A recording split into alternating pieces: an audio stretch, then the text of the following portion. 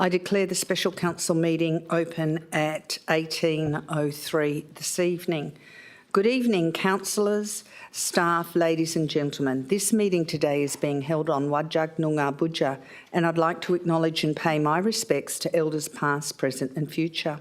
I thank all past and present members of the community that have supported the city to better understand and value Noongar culture within the city of Wanneroo. I invite you to bow your head in prayer. Lord, we thank you for blessing our city, our community and our council. Guide us all in our decision-making to act fairly, without fear or favour, and with compassion, integrity, wisdom and honesty. May we show true leadership, be inclusive of all, and guide all of the city's people and many families to a prosperous future that all may share. We ask this in your name. Amen. Please note that the audio-visual proceedings of tonight's meeting will be live broadcast online, with the exception of matters discussed behind closed doors. The broadcast of the proceedings of the meeting can be accessed live and on demand through the City of Wanneroo YouTube channel. Item 1, attendances are as per the record. Item 2, apologies and leave of absence. Councillor Moore is on parental leave and Councillor Rowe is on a leave of absence. New requests for leave of absence. Councillor Parker has requested a leave of absence from the 13th to the 17th of July. Can I have a mover and seconder for this, please? Moved Councillor Figg, seconded Councillor Seave.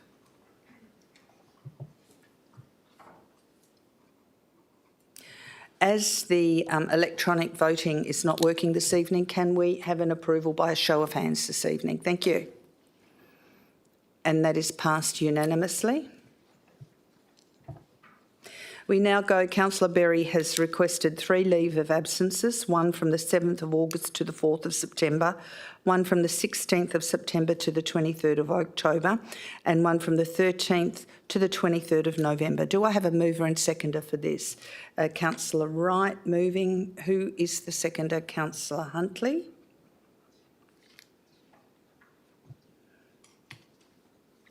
And councillors, can I please have a show of hands? And that is passed unanimously. We now go to item 3, public question and statement time.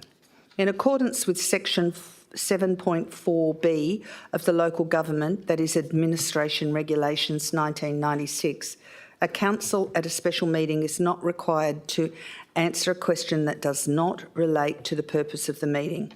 It is therefore requested that only questions that relate to items on the agenda be asked. The following general rules apply to public question and statement time. Only public questions and statements relating to the purpose of the special council meeting can be considered at the meeting. Questions may be taken on notice and responded to after the meeting.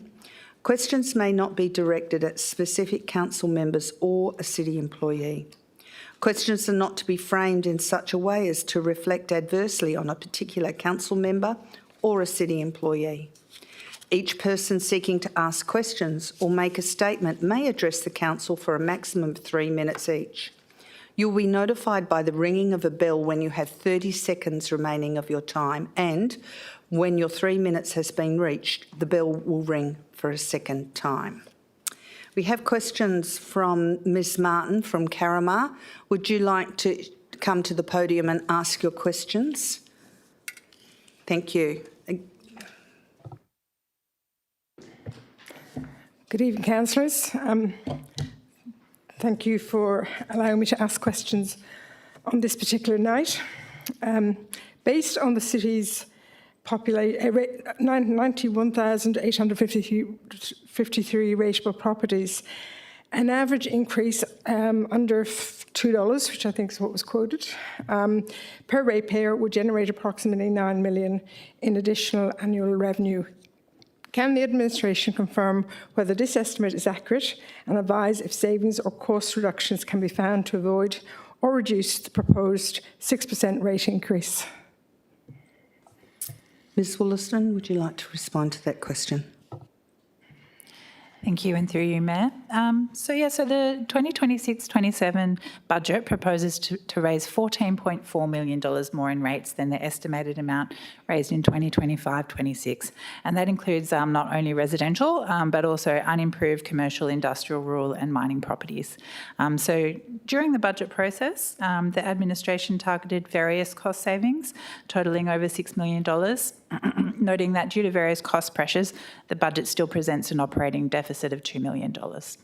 The City has a continued focus on identifying means to deliver services more efficiently, and as per the Office's recommendation in tonight's report, further work may be conducted to prioritise the City's services and identify further means to prudently manage the City's costs. Thank you, Ms Wollaston. Ms Martin, would you like to read your second question? Can get them to confirm the rateable properties? Because I found it very difficult to find that out on the City's website. Ms Wollaston? Sure, it'll be in the report, which I don't have the exact page on my screen at the moment, but you've got the number roughly right. So it is in that kind of, I think it's around $94,000, 94,000 rateable properties, roughly speaking. So if the average is $2, as mentioned in various media releases that we've seen, why is it 14.4 million that you're looking to increase the budget by or have in the budget? Yep, so what you'll see that the communications say is that for the average residential property, and so other rating categories some of the other rating categories have had more of an increase than the 6%, if that's how you've calculated the increase, or the $2. So some properties will have more than a $2 per week increase, and particularly when you look at those other rating categories, so the commercial, unimproved properties, industrial, rural and mining properties. In addition to that, we've also had some additional revenue. Sorry, I'll just turn myself back on. Because of growth in the number of dwellings in the city as well. So every time that there's a new house built, we get additional rates from that property as well. So that helps to go towards the amount of rates that we raise. So $3.5 million of that 14.4 is due to additional growth as well. Okay, thank you. Thank you. Ms Martin, you have another question? Yeah. Can the City advise if this administration has undertaken a detailed review of the 26-27 annual budget to identify cost reductions or savings, particularly in governance and administration spending, as well as the capital works programme? If so, have any lower priority projects or deferrable expenses been identified? What savings can be found by resource sharing and streamlining purchases across departments to gain better efficiency and pricing?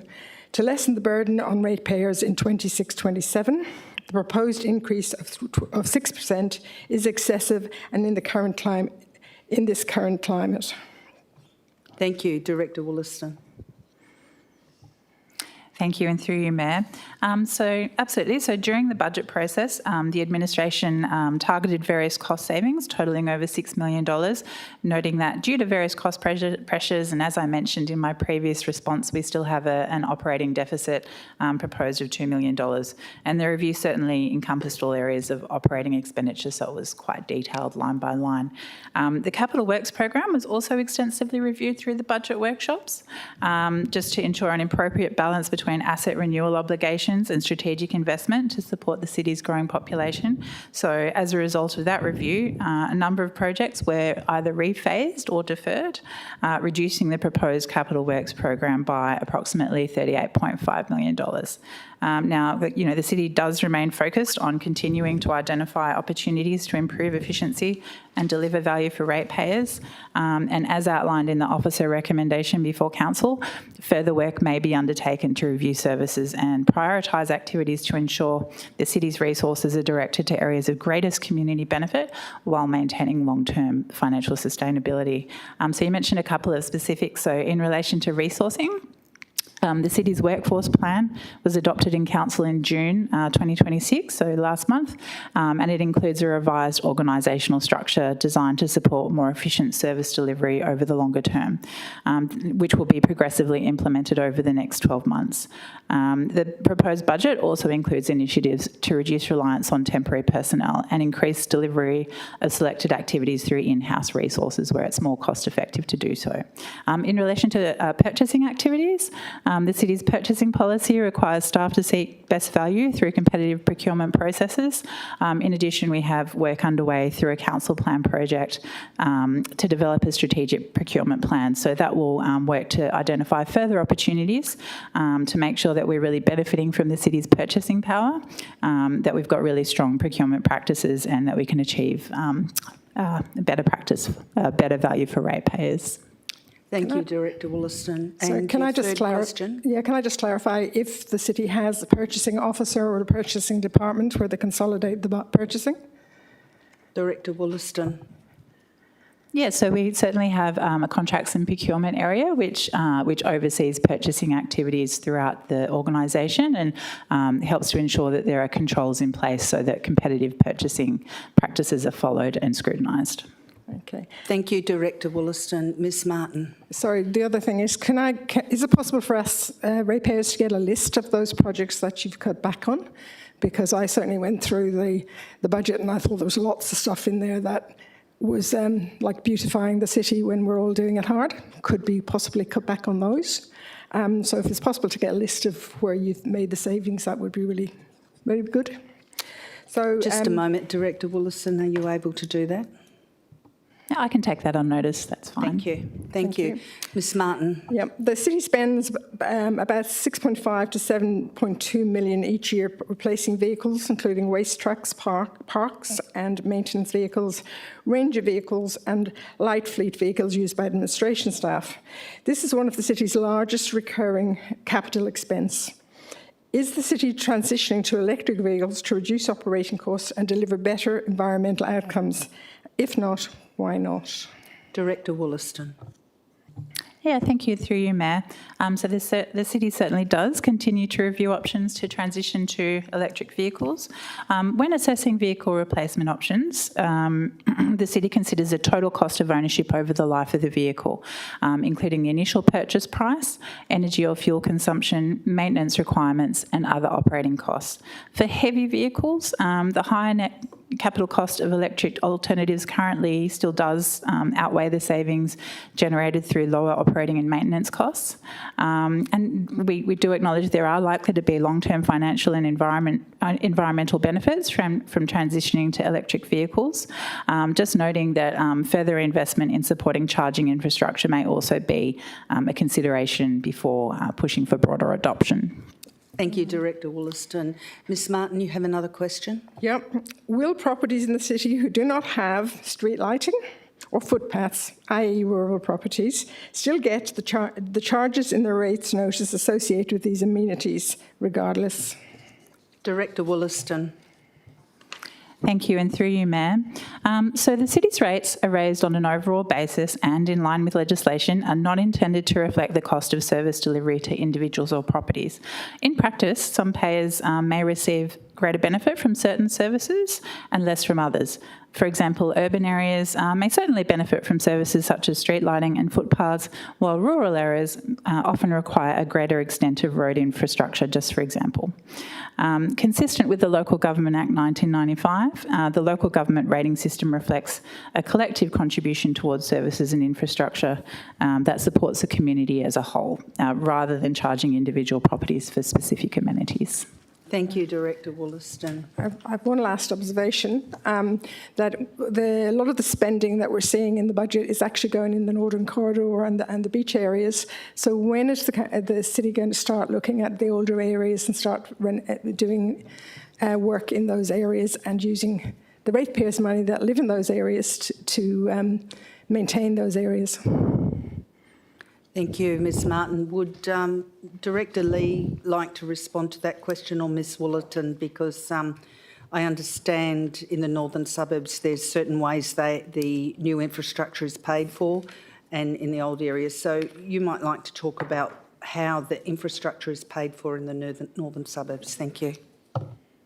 Thank you, Mayor. Through you, I'm happy to begin, and then if any of the other directors have something to contribute, they're welcome to do so as well. But to your comment specifically, the northern coastal corridor, particularly so your areas of Alkimos, Eglinton and Yanchep and Two Rocks, are covered by development contribution areas, and what they have in place are plans that define the infrastructure needs for those areas, and each lot provides a proportionate contribution, and there's a reserve that builds up and therefore is used to those specific infrastructure items. The same thing will apply to East Wanneroo as it comes on board as well.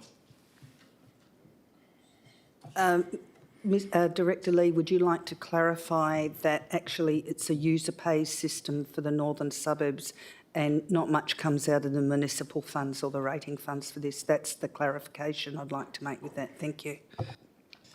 Thank you, Mayor. Through you, apologies for that. Yes, I should state that the development contribution does come from the developers themselves, so effectively the developers that are creating the new communities and generating the need for the new infrastructure pay for that infrastructure. Thank you. Director Wollaston, do you have a response to that statement at all? Or Director Singh, would you like to respond? Director Singh.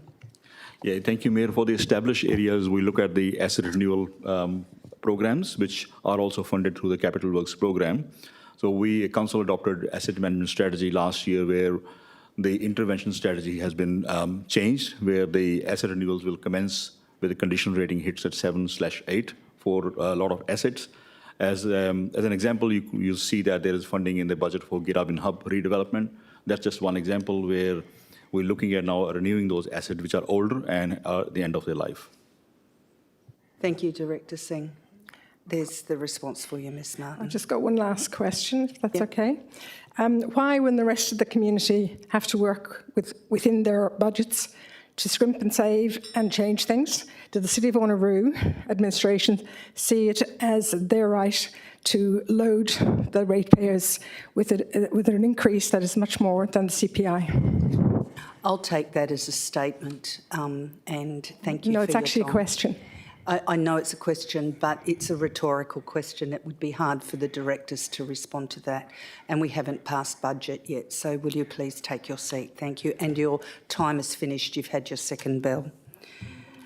Would Mr Kayakob like to come and take the podium and ask his question? Thank you. Good evening, councillors, Madam Mayor, Mr CEO and staff. Excuse me. Michael Kayakob, 1 Tandara Fairway. Just going back to the last question regarding developer contributions for the Northern Corridor, does the developer contributions cover the full $770 million that's forecast in the North Coast Corridor plan? Mr Lee. Thank you, Mayor. Through you, I believe you're referring to the estimated cost that's in the North Coast Corridor Community Facilities Plan. That's correct, advertising. Yes. No, the development contributions plans don't cover that entire cost. They cover a clearly defined set of infrastructure items that are prescribed in the state planning policies. Okay, so our rates will be going to the Northern Corridor Growth Community Facilities Plan. Is that correct?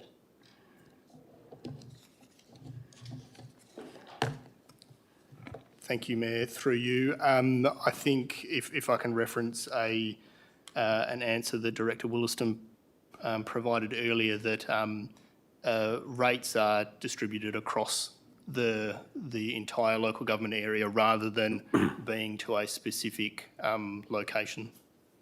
Yes, I understand that, but the last question was answered that the Northern Corridor Growth Plan is covered by developer contributions. And I'm just asking as a ratepayer, will any of my rates be used in that North Coast Growth Corridor Community Facilities area dictated by the plan? Mr CEO, will you please answer that? Thank you. Thank you, Mr Kayakob. Through the Mayor. There is a possibility that rates from across the city will go to some shortfalls in infrastructure, as the directors have clearly articulated. There are some projects that are developer funded. There are others that fall outside of that scheme. The other options that are available to local governments, such as the City of Wanneroo, is also funding through the state and federal government. So you're probably going to find a mix of developer contributions, funding from various tiers of government, and perhaps also some municipal contributions in some instances. Thank you. Do you have another question, Mr Kakop? I'll have a look at that one and come back to you, please. My second question is in relation to the feedback from our submissions. 195 submissions, and I've received a letter that's saying my feedback will be presented to Council to consider. Have those submissions been provided to Council for consideration, or only the brief summary in the report? Mr CEO. Thank you for the question, Mr Kakop, and through the Mayor.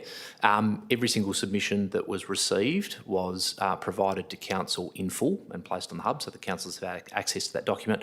Obviously, for privacy reasons, we don't attach that to the agenda because it contains personal information, but the elected members have received a copy. Thank you, Mr CEO. Thank you. Mr Kakop, ask your second question, please.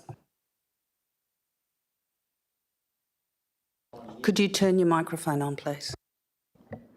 And my third question, if I'm permitted, is relating to the sign-in this evening downstairs, where our phone numbers and our facial recognition is required.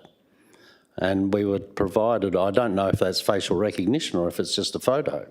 However, we were told on coming in it's in the event of fire. But I'm looking here and I can see a pretty good fire system. I can see over here our evacuation plans, and I'm sure that there's a fire warden within the room here that is designated to take us all out of this building purposefully, one by one, in group, in a line. And I'm wondering why we need to give our mobile numbers and our face on sign-in. And I understand this is only a temporary situation, but I don't want to see it come through as a full-time situation. Mr CEO. Thank you, Mr Kakop, for the question. So every single visitor that comes to the city during business hours is required to sign in exactly the same way that you did today.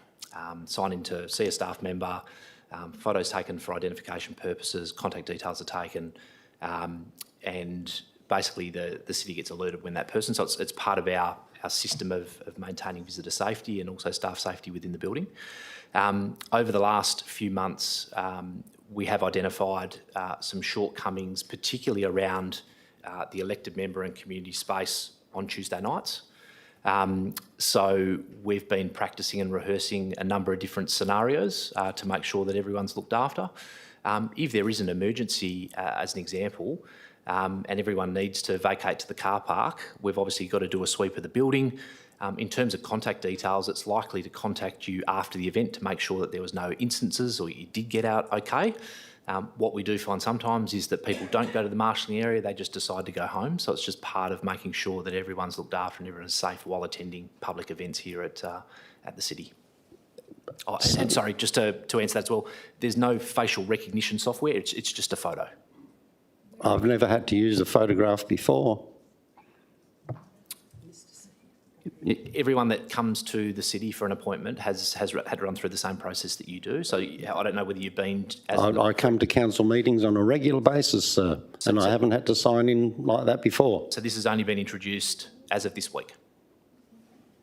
Thank you. Do you have any other questions, Mr Kakop? No, not really. Thank you. Okay, do we have any questions from anyone else, any of the public in the gallery today? If there are no further questions, we now go to reports. Any declarations of interest by council members, including the nature and extent of the interest, are to be made at the commencement of the item to which the interest relates. Declarations of interest forms are to be completed and handed to the Chief Executive Officer. Councillors, do I have any declarations this evening? Councillor Coetzee. Thank you, Madam Mayor. I've got a declaration of impartiality with regard to item SCS 010726. I disclose that I'm a member of the Yanchep Sports Club, and as a consequence, there will be a perception that my impartiality on the matter may be affected. I declare that I will consider this matter on its merits and vote accordingly. Thank you. Thank you. Councillor Berry. Thank you, Madam Mayor. With regard to item SC/SO10726, I disclose that I am a member of the Quinns Rock Sports and Social Club. As a consequence, there may be a perception that my impartiality on the matter may be affected. I declare that I will consider this matter on its merits and vote accordingly. Thank you. Thank you. Councillor Bedworth. Thank you, Mayor. Likewise, I declare that I am a member of the Quinns Rock Sports and Social Club, and as a consequence, it may be perceived that my impartiality on this matter may be affected. I can declare that I will vote according to the merits of this agenda item accordingly. Any other declarations of interest? I declare that I, according to item SC010726, that I am a social club member of the Yanchep Sports and Social Club, and as a consequence there may be a perception that my impartiality on the matter may be affected. I declare that I will consider this matter on its merits and vote accordingly. We now go to reports, corporate strategy and performance. Ms. Director Wollaston, would you like to speak to this item? Sure. So thank you, and through you, Mayor. So this item brings together the key financial and planning documents that will guide the city's delivery for the year ahead. So the 2026-27 annual budget, the schedule of fees and charges, and the revised council plan Part B. The budget has been developed through a structured process, including input from staff and 4 council budget workshops. Consideration has been given to balancing the need to provide infrastructure and services to support the city's growing community, while recognising the cost pressures faced by the city and its ratepayers in the current environment.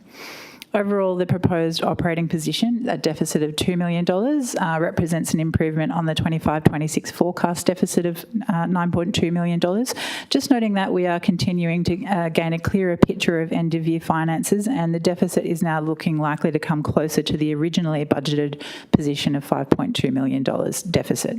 So that takes into account the impact of receiving some of the 26-27 financial assistance grants early, and that contributes around $3 million net to what we would normally receive from that grant.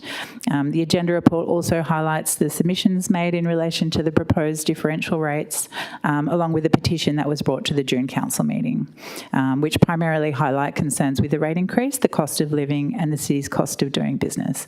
So to that end, the recommendation highlights administration's intent to further support council in reviewing the cost of the city's statutory and discretionary services to aid in prioritisation and prudent financial management. I just make one note that there are a few late changes to the agenda today that have been issued to correct the first instalment due date to 7th of September 2026. And you should all have a copy of that in front of you. There's one date change in the resolution, in the recommendation rather, and 3 in the attachment. So through the Mayor, with no further ado, we've got the budget, fees and charges and revised council plan Part B for your consideration. Thank you, Director Wollaston. I will move the budget as amended. Deputy Mayor Miles, would you like to second the budget as amended? Yes, thank you, Mayor. Thank you. Just, I'll read this out so that everyone's aware of it. We've added item 11 to the budget recommendation, which instructs the Chief Executive Officer to manage the city's financial position to produce a balanced net operating position or a net operating surplus for the financial year 26-27, and to provide a mid-year update to review progress and any material external factors. Good evening, everyone. I am proud to move the City of Wanneroo's 2026 budget, a budget that balances the needs of today while planning for the future of our growing community. The City of Wanneroo continues to be one of Australia's fastest growing local governments. More than 246,000 people now call our city home, with around 200 new residents joining our community every week. That growth is set to continue, with our population projected to exceed 437,000 by 2046. While this growth presents enormous opportunities, it also places increasing demand on our infrastructure, facilities and the services our residents rely on every day. Rising costs, ageing infrastructure and rapid growth mean greater investment is required to maintain the services our community expects and deserves. This $430.6 million budget responds to those challenges by investing in the infrastructure, facilities and services needed to support our community both now and into the future. It reflects our commitment to delivering on aspirations set out in our council plan and our vision for a safe, connected and livable city, a thriving economy, a sustainable environment and strong governance. The 2026-27 budget has been developed carefully and responsibly, recognising the financial pressures facing households and local businesses. It strikes a balance between maintaining essential services, renewing existing infrastructure, and investing in projects that will benefit our community for generations to come. We know cost of living pressures remain a challenge for many households. Just as the cost of groceries, insurance, and keeping the lights on has increased, so have the everyday running costs for the city. The rate increase included in this budget equates to less than $2 a week for the average residential household. This measured approach helps ensure we can continue delivering the services our community relies on every day while investing in the infrastructure needed to support future growth. The majority of this budget will continue to fund the services residents rely on every day. That includes maintaining over 1,970 kilometres of roads, over 950 parks and playgrounds, collecting over 94,000 tonnes of household waste and recycling each year, operating our numerous community facilities and libraries, and delivering community safety initiatives.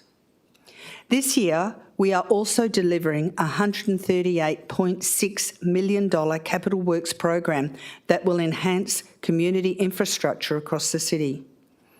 The program includes significant investment in community facilities, parks and public open spaces, local roads, pathways, waste infrastructure, and initiatives that improve the livability of our neighbourhoods.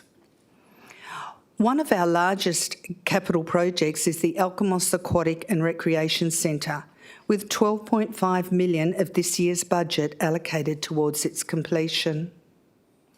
The state-of-art facility will feature indoor and outdoor swimming pools, gym and fitness facilities, sports courts, a creche, a cafe, change rooms and car park, and cater to people of all ages and abilities. Another significant project is the redevelopment of the Girraween Hub precinct. This redevelopment will transform the existing hub into a modern multi-purpose community destination, bringing together community services, learning opportunities and gathering spaces within the heart of Girraween. Population growth doesn't just mean more people. It also means greater demand for the essential services that support everyday life, including waste management. That's why this budget includes $1 million towards a new community recycling centre and waste transfer station in the Neerabup Resource Recovery Precinct. This important investment will strengthen the city's waste management network, improve operational efficiency and support the long-term delivery of waste services for our growing population. Investing in infrastructure like this helps us prepare for future demand while ensuring we continue to provide reliable and sustainable services for residents. It is also an example of investing today to avoid larger costs tomorrow, supporting both environmental responsibility and long-term financial sustainability. Community safety remains one of our highest priorities. Through our engagement with residents, we consistently hear that people want to feel safe in their neighbourhoods, local centres, parks and public spaces. We've listened to that feedback. That is why this budget includes $1.5 million for community safety measures, including the expansion and renewal of CCTV infrastructure across the city. These investments will help strengthen public safety, support law enforcement, and provide greater peace of mind for residents using our public places and community facilities. While major projects often attract the most attention, it is important to remember that this budget is equally focused on the everyday services and infrastructure that support community life. The roads we drive on, the parks our children play in, the pathways we walk and cycle along, the community facilities that bring people together, and the services that keep our city clean, safe, and connected all require ongoing investment.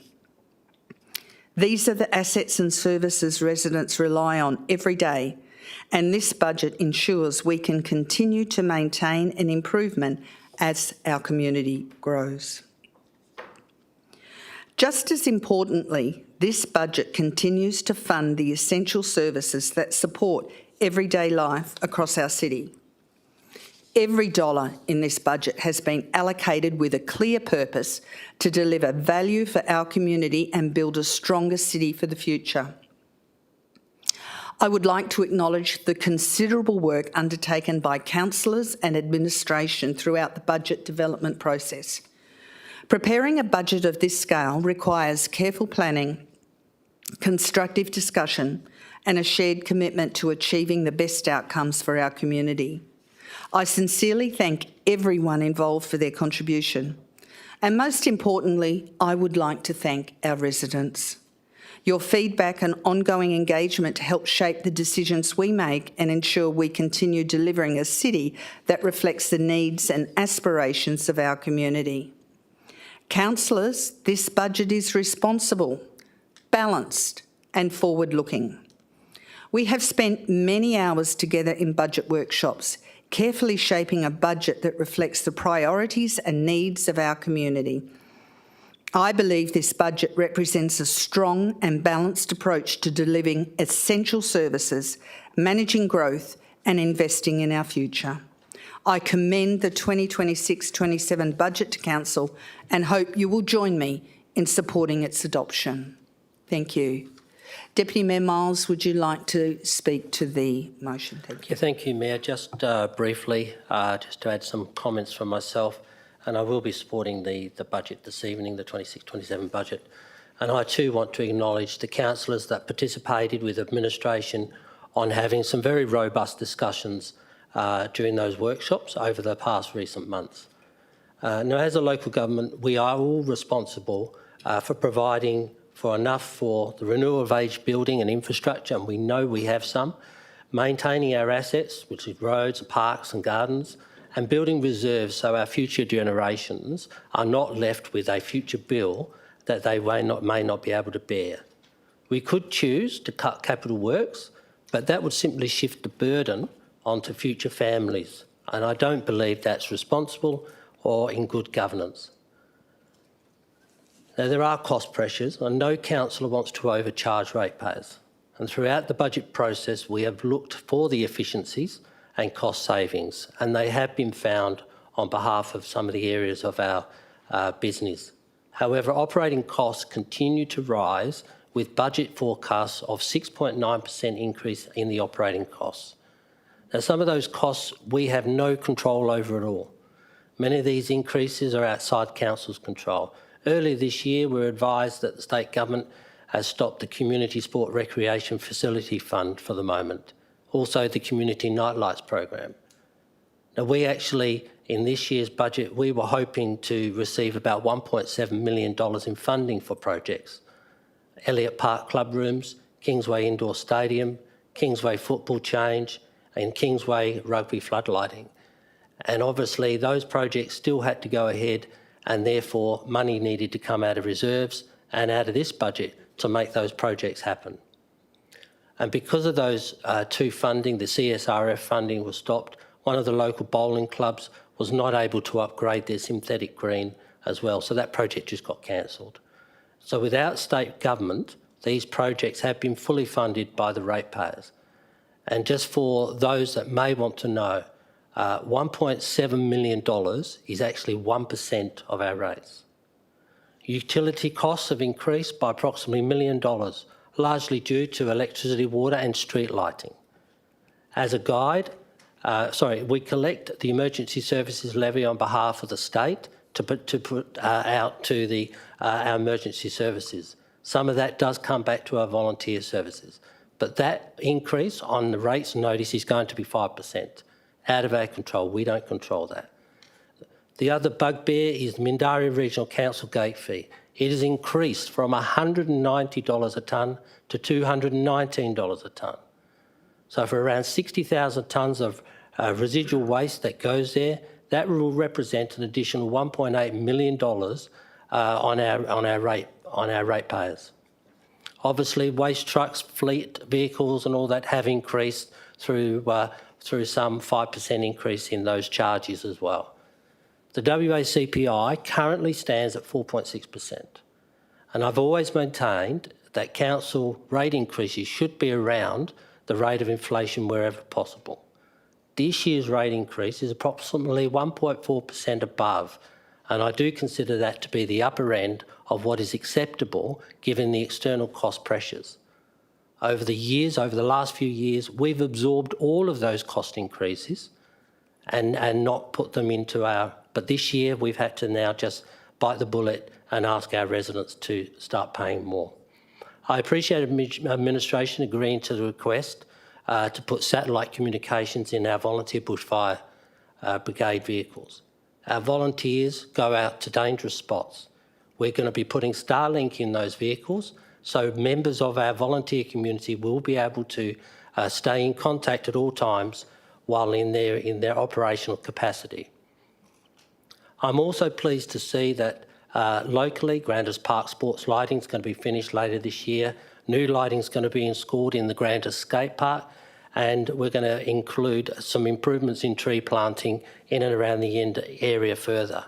We've already put 2,000 new trees and bushes in my particular ward, and this is only going to increase further. So this is a responsible budget as we continue investing and growing in our growing community and maintain our infrastructure, plans for the future generations and respond to increasing external pressures. For those reasons, I am going to be supporting this budget. Thank you, Mayor. Thank you, Deputy Mayor Miles. Do I have any speakers against the budget? Councillor Berry. Excuse me, Madam Mayor, can I move the procedural motion to suspend the limitations on members speaking, please, so everyone can speak for and against tonight if they wish to, please? Councillor Berry, I don't need to do that because everyone is going to get the opportunity to speak for the budget this evening. So I've already made that decision as the chair. Okay. Okay, I'd like to ask a question before I speak against the budget. Could administration explain how the $9 million deficit has suddenly come to $5 million and how the grant revenue that's been received in 25-26 has been apportioned so everyone can understand, please? Ms Wollaston. Sure. So thank you, and through you, Mayor. So as part of the budget process, we're required to put some estimated actuals for the end of the financial year into the statutory document. So at the time of compiling the document, we estimated actuals for the end of the financial year to land us with a deficit of $9.2 million.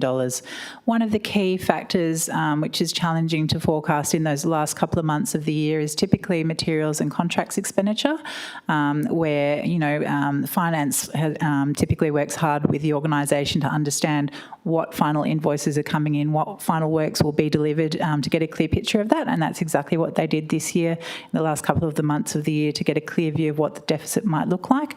It looks like it's actually coming in a little bit under that. So that would be the major contributing factor to the reduction in the deficit.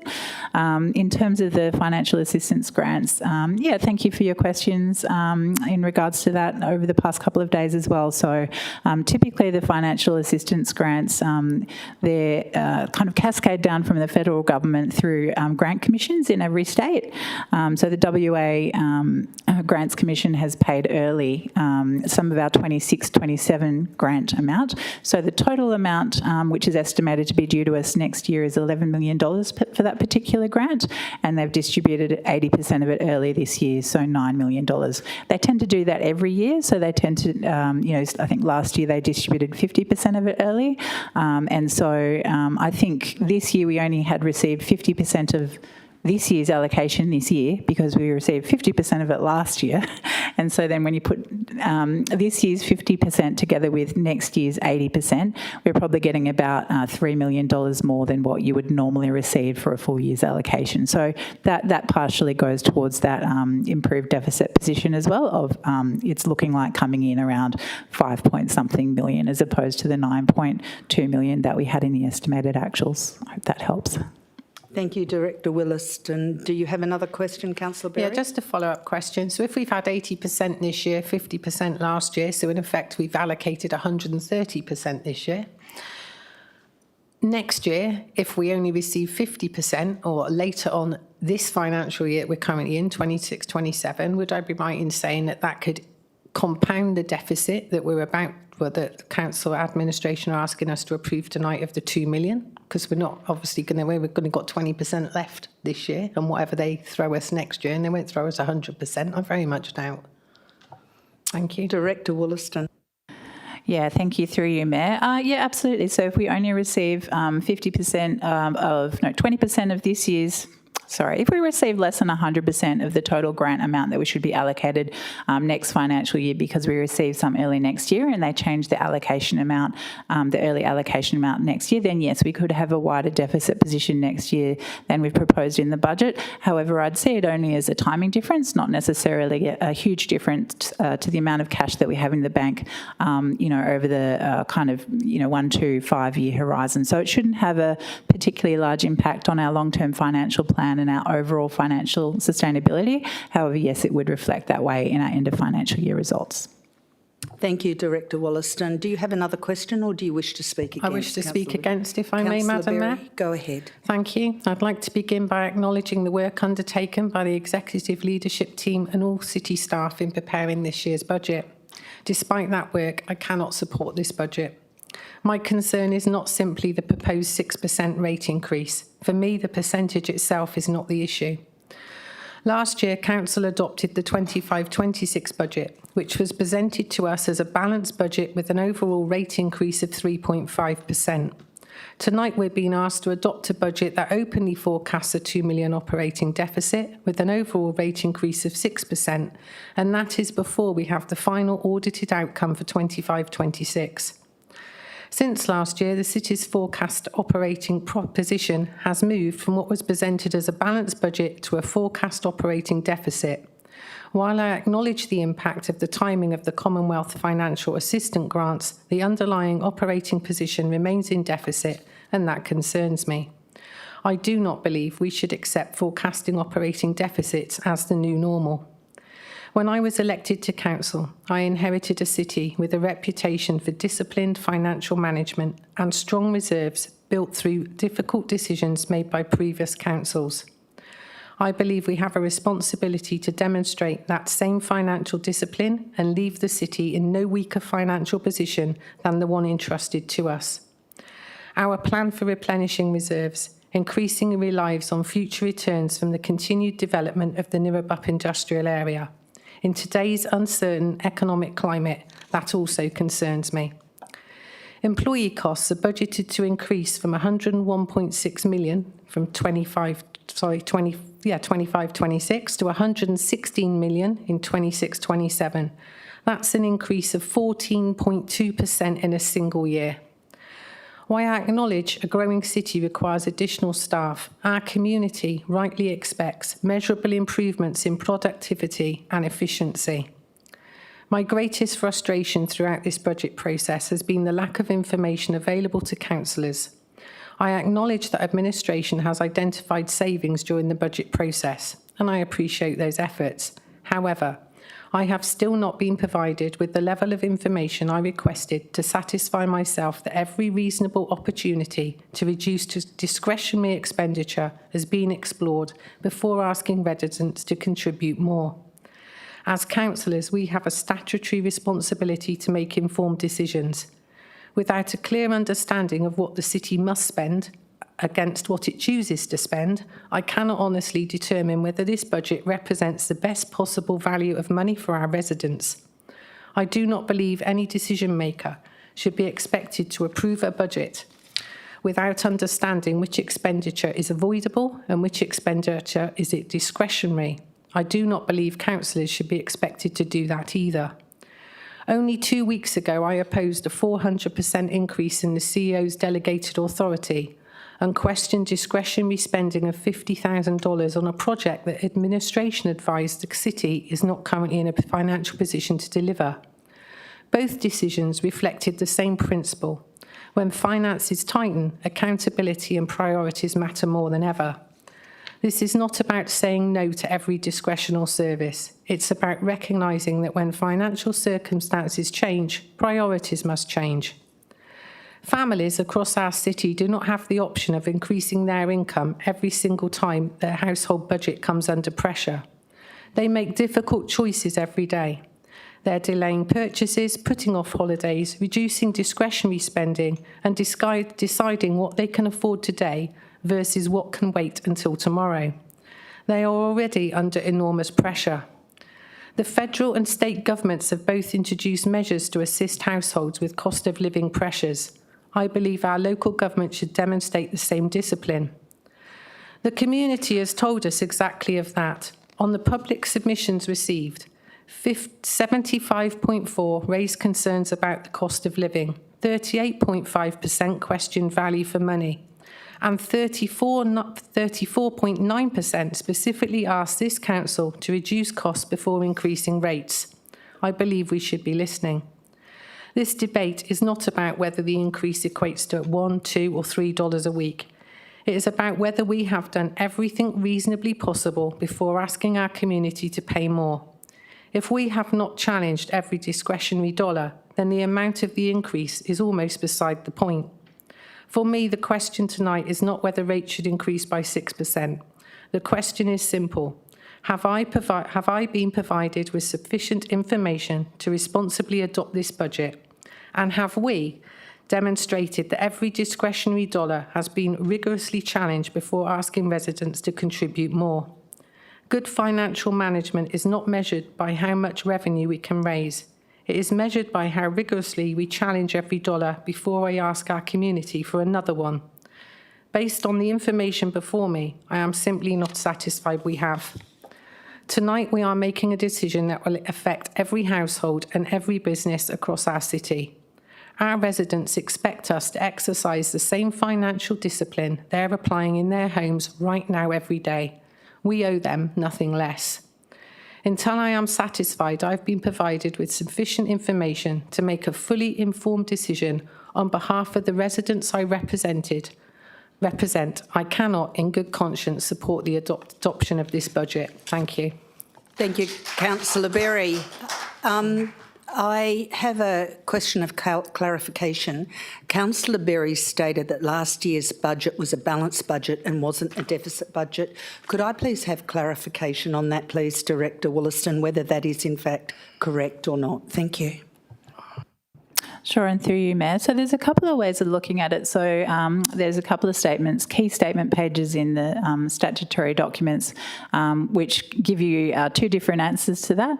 One is a statement of financial activity, which local governments generally always try to balance to zero, sometimes plus or minus a little bit, but what that statement shows is how everything will be funded, including through transfers from reserve. When we talk about an operating deficit, we're looking at the statement of comprehensive income, and what that tells you is the difference between all of our operating revenues and all of our operating expenditures. And so our original budgeted position for 25-26 was an operating deficit of $5.2 million. So that is correct. We had an operating deficit for our budget last year and not a balanced budget. Is that correct, Director Wollaston? So operating deficit of $5.2 million, but balanced in terms of the statement of financial activity in terms of all of the funding sources. So the word balance could be used in one context, and a $5.2 million deficit would be appropriate for the other context. Thank you. Do I have a speaker for? Excuse me, Madam Mayor. Councillor Berry. It was sold to us as a balance. Councillor Berry, do you have a question? Because you've already spoken to the item. Do you have a question on this? If you have a question, you can ask a question. If you don't have a question, we'll go to speakers for. Thank you. Do you have a question? Yes. Go ahead. Right. Can administration confirm that in the marketing of the budget last year, it was sold to us as a balanced budget? That was how it came across. That was how it was presented to us to get it over the line. Thank you. Director Wollaston, this might be a bit hard for you to do because you weren't here last year. If you want to answer that question, thank you. Sure, through you, Mayor. Yeah, I'd need to take that on notice in terms of how the agenda paper was written and how I wasn't here for the conversation specifically, but we could have a look at the agenda report, certainly. Thank you. Do I have any speakers for the item? Do you have a question, Councillor Nguyen? Mayor, I don't have a question or speaking for. I'd like to move a procedural motion. What is your procedural motion? My procedural motion is to move this item back to a forum so we can discuss it further on the basis of the concerns raised by Councillor Berry, and I also have my own concerns. Do I have a seconder for the procedural motion? Vin Nguyen. Okay, councillors, we go to the vote to return the budget to a concept forum or not. Mayor, just before you do that, the mover has the right to speak on the item. I didn't quite understand what he was saying. It's a procedural motion. You need to say why you're moving the procedural motion clearly, please, Councillor Nguyen. Yes, I'd like to do that before we go any further. Councillors, just on the tail of what Councillor Berry has said, and also my own thoughts on this, which are similar. Councillors, we are living through some of the most... Councillor Nguyen, you speak to the procedural motion and not discuss it. Why are you moving the procedural motion and not a debate discussion, please? These are the reasons why I'm moving the procedural Why motion. are you moving it? For more information? Please do not use it as an opportunity to debate, Councillor Nguyen.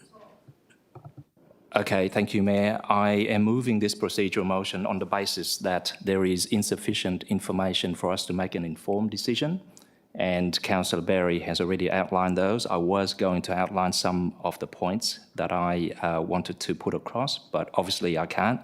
So lack of information is the basis for moving the procedural motion to make an informed decision. Thank you. Thank you, Councillor Nguyen. Can I have a show of hands? Deputy Mayor Miles?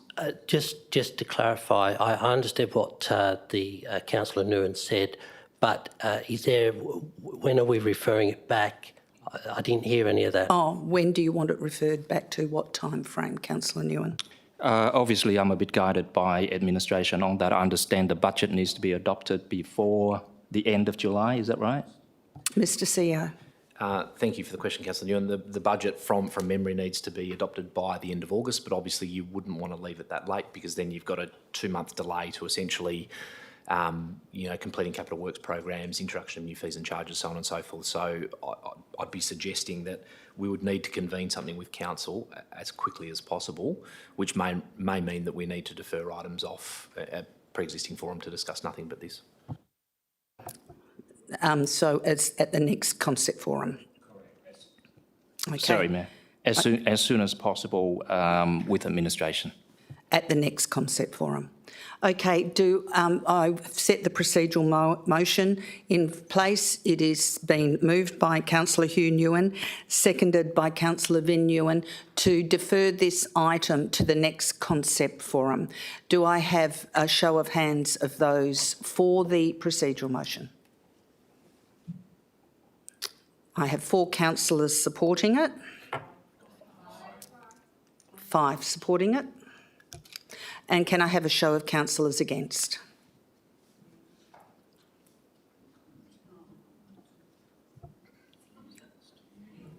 The procedural motion is lost, councillors. We now go to, do I have someone to speak for the item? I'm asking for someone to speak for the item. You have a question? Your question quickly, Councillor Vin Nguyen, and then we will go to Councillor Jordan Wright to speak for the item. Thank you. Given the procedural motion is lost, this question is irrelevant. The Service Review Committee hasn't completed its review yet before we've done the budget. So isn't it the case that we want to know what the outcome is before we commit to a 6% increase? Mr CEO. Thank you for the question, Councillor Nguyen. The Service Review Committee has been set up and running for a number of years now. Certainly I've been here 2.5 years. It's been running for that entire time and before that. The Service Review Committee was set up to look at services on an individual basis, and I think, I'm looking at the other councils, I think we may have done 4 or 5 service reviews over the life of the Service Review Committee, from verges to other areas of council's operations. As a part of that particular Service Review Committee, it was asked that we bring back a more holistic approach, so we're not pulling individual levers, so we can look at service reviews across the city more holistically. So all we've done in this particular budget item is make reference to a concerted effort to bring something to the Service Review Service Committee that looks at the council's operations from both a discretionary and non-discretionary perspective, that allows the committee to have a look at and make some decisions more holistically, so it's not just increasing service levels independently. It's an ongoing piece of work. We're presenting the methodology at the next Service Review meeting. We settle that agenda tomorrow. It is then subject to the next meeting, where we'll then be bringing back some potential findings and some discussions with the group. So it's not an immediate piece of work, and it's to happen across this financial year. Do you have another question, Councillor I've got Nguyen? a few, Mayor. What savings have been identified by the committee or any efficiencies to date? Mr CEO.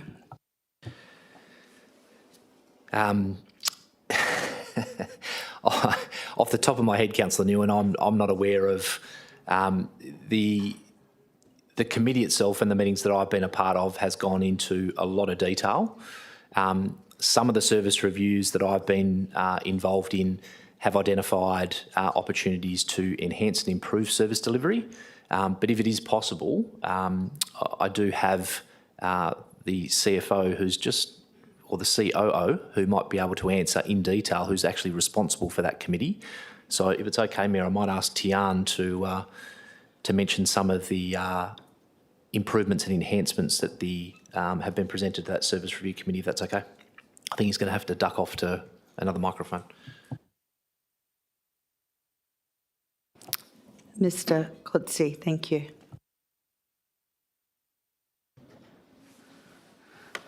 Through you, Madam Mayor, yes, the Service Review Working Group and the outcomes of that group have been implemented to a large extent in terms of the youth development area, as well as for security and council safety, community safety. That is already also included in this budget year. So the programs and the recommendations that were approved by council, they have been, many of those items have already been implemented or addressed in the budget. And as agreed with council, it's a staggered approach over a number of years, and it will not necessarily be included in only one budget year. Thank you. Do you have another question, Councillor Nguyen? Yeah, let me just ask a different question. What savings, if any, have we identified either as part of the service review or as part of the budget process? Can you give an example of one that Mr. Coates. we've saved? Mr. Coates, thank you. Madam Mayor, yes. Through that process, we have identified, especially in terms of resourcing, where we can actually reduce cost. I would like to bring it back to you and take it on notice to give you more specifics around it. Thank you, Mr. Coates. Do I have any speakers? Councillor Nguyen, okay, will it be nice if you faced the chair when you had another question instead of looking away from me all the time? Councillor Nguyen, do you have another question, please? I was looking at the director who is responding to me. Councillor Nguyen, the standing orders say that all questions are to be asked through the presiding officer, not directly to the person responding to it. Could you please ask your questions through the presiding officer according to the standing orders? Thank you, Councillor Nguyen. through the chair, can I ask when was this report prepared? Because I noticed that the CPI that's used and been referred to by the Deputy Mayor is actually a March CPI figure.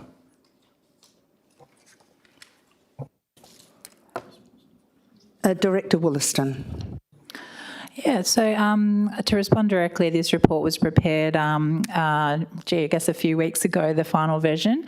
But there's a couple of distinctions between the CPI references that have been made. So there's backward-looking CPI in terms of what CPI has been to date, and I think that's more what the Deputy Mayor was alluding to, and that CPI does have flow-on effects to next year's costs as well, whereas what's in the report, the 3.75, is the forecast for next financial year. So.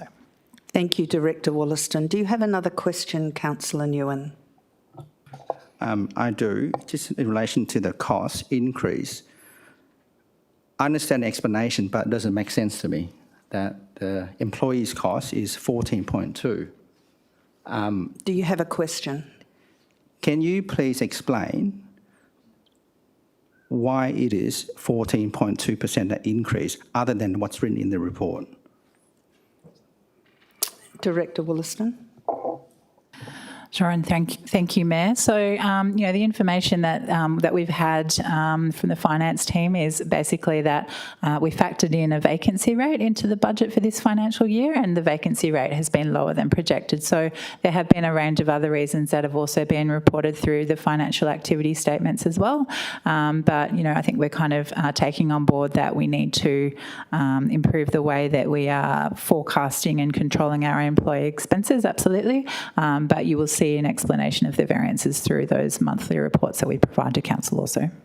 Thank you, Director Wollaston. Do you have another question, Councillor Nguyen? Yes. What measure are we taking to ensure that employees' cost or growth is limited in the future, including the material costs and contract costs that we've got in there? Director Wollaston. Yeah, so when we talk about employee costs specifically, I think I just mentioned that, I think we've got some work to do just to make sure that we're accurately forecasting, and we've got really good controls in place around our employee expenses. So we've got various actions underway internally to make sure that happens going forwards. In relation to materials and contracts, I think that's something we're probably already doing a little bit better than employee costs. So for example, through the budget process, we identified $6 million worth of savings in materials and contract costs are forecast in this proposed budget to increase by 3%, so actually less than CPI. And we think, and if you look at last year's actuals as well, so 25-26, they're coming in under what we had anticipated. Thank you, Director Wollaston. Have you any more questions, Councillor Van Nguyen? I do, but I'll leave my time to other councillors who might want to also ask their questions as well. Councillor Wright, would you like to speak for the budget? Thank you. Yeah, thank you, Mayor. And look, before I go into my speech, I'm quite disappointed that councillors who don't attend budget workshops to get that information. And I know, and I have respect for councillors like Councillor Berry, although rocking up to all the budget workshops can make an informed decision at the end of it, whether they support or not. But it is really important. I mean, we've heard questions tonight about staff. Where were those councillors endorsing the workforce plan that we all had feedback on? Where were they for the Reimagine Wanneroo presentations? Where were they at the risk committee to talk about the risk framework, which actually has controls in there to talk about strategic internal audit around some of these costs? Where was the support for Councillor Rowe's motion to put towards looking at the long-term financial plan to make sure we have robust formulas and costings working? I think enough is enough with coming into the chamber just because it's a public environment. Everyone takes their time to digest information. The staff have been available for every councillor to go up and individually ask questions, even without being in a group environment. And despite everyone having their own commitments around this table, everyone has made some sort of effort to attend budget workshops or speak to staff. So I think it's a really unfair assessment for anyone tonight to say that they don't have sufficient information, because those councillors are on the record for not attending those workshops or any other sort of forums outside of this place to be able to get that information, which everything has been addressed. So I just want to say that before I get into my speech, because I have been around the table, and by all means I'm not entirely happy and perfect about the budget, but there are aspects where people have come together and, for example, the amendment that's come through from the Mayor and the Deputy Mayor was again hard fought by some councillors around the room to even get that to the floor, including Councillor Berry, to actually even have that opportunity to continue to progress, improve. And I think for myself, I don't want to focus on problems, because we can sit there and complain about the budget all we want, but the numbers are there, the financials have already happened, so let's start focusing on solutions. So in regards to that, my reasons for supporting the budget this year, and as touched on by some of the ratepayers this evening as well. So the Capital Works project is primarily focusing on renewals and upgrades, which combine 39 and 30% compared to new assets. So we are looking after old assets, but I absolutely appreciate that in some of our older areas, we still have a massive backlog to clear, and that is across the central and south suburbs, and absolutely need that attention. And I'm hoping that some of our new processes and initiatives that we've implemented will start to slowly see those get up to renewal. So I do appreciate that residents in those suburbs are not seeing some of that basic infrastructure being done, but I'm hoping that over the next couple of years, hopefully our processes will start to flow through and we'll start to see some of those happening in our suburbs. The CEO has stated that no further FTE growth without demonstrated efficiency gains, and that was backed up through the workforce plan that we have clearly articulated how much FTE we'll need over that plan, and including our new systems review that we've implemented. There will obviously be savings of not having to possibly look at implementing that in full, because obviously there is system gains when you invest and put money into your systems. I also thank the administration for bringing in, actually wasn't part of the original recommendation, but to look at the statutory and discretionary services review, and to obviously work alongside Council's Service Review Committee. So this is being headed up by the Office of the CEO. So I appreciate that working with all the directors to be able to work on internal efficiencies is well appreciated, and I absolutely take the point Councillor Berry's made around ensuring that we are accounting for every dollar that we spend. I know within the Central Ward, and I know we vote on the budget as a whole, but obviously the ratepayers that live in my ward will ask me why I supported the 6% increase this year. Within the Central Ward, we're looking at spending $8.82 million, and per resident capital investment, that's $353 per resident, with roughly 25,000 people. By suburb, within the Wanneroo Town Centre, across 19 projects, looking at $5.6 million. Within Pearsall, looking at $2 million with Kemp Street and other funded upgrades. Within Hocking, we're looking at the BMX pump track, which in conjunction with the state government and the local member for contributing to that. And then within Wanneroo, there's the Elliott Park and Elliott Road Clubs room, which the tennis club and play groups will benefit from. So there are heaps of local projects, and that's not just in my ward, but they're across the city and across other councillors' wards. Each elected member has the opportunity to put forward budget elected member requests, and those are being considered by the administration, and majority of those are going through, but obviously it's a matter of timing. But we appreciate the administration for delivering those elected member requests, which sometimes just don't quite fit in those programs that we've set. And each elected member is entitled to do that 24/7 around the clock to be able to send in feedback for the administration to consider. I appreciate that cost of living is going to be a feature of this year's budget, and I absolutely agree that we need to do better at curbing expenditure. While the city has undertaken a massive exercise of looking at what our capital work program contains, the methodology that we do, including value engineering in our projects, as well as designing procurement differently, there are still other pieces of the puzzle that still need to be worked on, and obviously operating expenditure is one of those that I'll be focusing on over the next year. looking within the rates in the dollar, which at the moment for residential improved actually fell. So the dollar increase at the moment, and obviously from the city's perspective, 6%. Residents will see more than 6% across those categories due to the revaluation. So it is not the city taking a bigger cut. It is actually the 47% average valuation growth this cycle. So I think that's really important to note. And yes, that will hit some of our harder parts of the city. However, we hope that the services those communities access will be able to benefit. And I know people throughout the city will benefit some of those library services and some of those other key services or interacting with some of our rangers. As the Deputy Mayor said, 4.6 Perth CPI. We have committed to keeping that as low as possible, and I look forward to next year when the state government introduces regulations around actually putting out our rate increase or rate proposal for a certain time period, which will curb any surprises for residents and also councillors to be able to know how much we're going to be committing. So I hope through that process we will improve what our rating model looks like. The last thing I want to do is also thank the administration for closing the operating deficit. Yes, I know there's still $2 million to go. However, with the amendment tonight, we obviously are targeting and working hard to cut all discretionary costs or any other costs which are not warranted. And obviously that will need to be driven, if passed tonight, through the administration to be able to do that. So it will...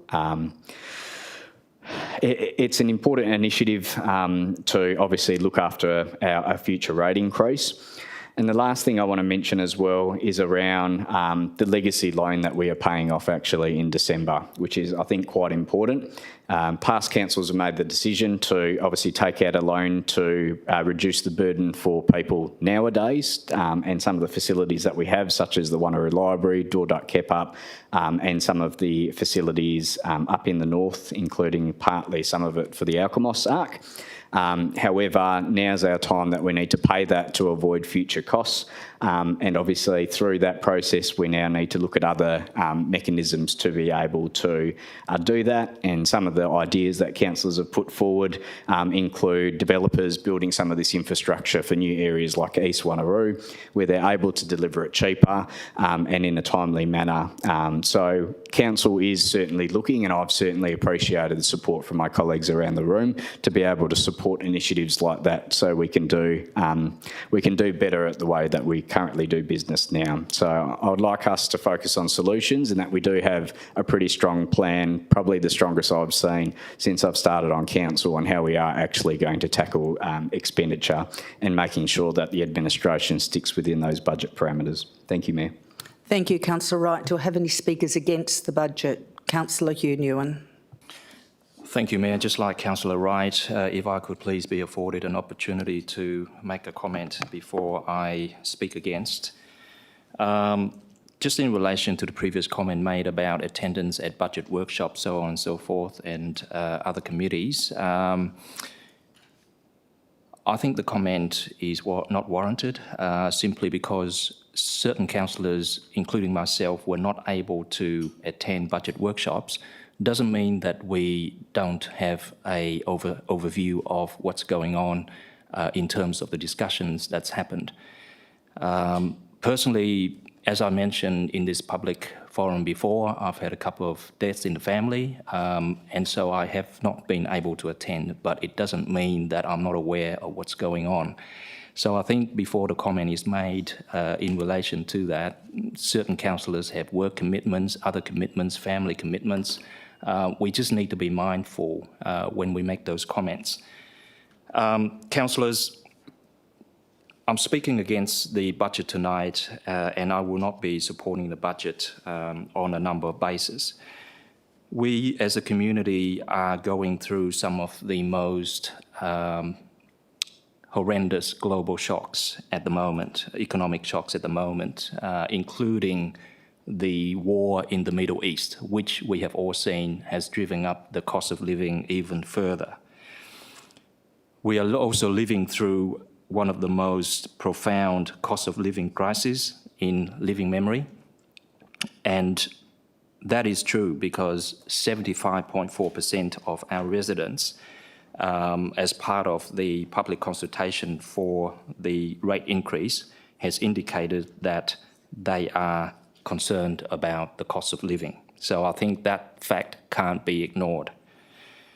Inflation is also high. Australia is now rated as 5th amongst all of the OECD countries for inflation. That means that the cost of living in terms of housing costs, food and grocery costs, fuel costs is very, very high for our residents at the moment. There is also a clear housing and rental crisis that we are going through. An increase of 6%, councillors, will definitely impact on our residents, especially for renters and people of that nature. Landlords or lessors will definitely pass on some of those costs. There is a comment made in the report. I've noticed that the increase of 6% only amounts to $1.73 per week for most residents. With all due respect, $1.73 is $1.73, and it will have a significant impact on our most vulnerable cohorts in the community.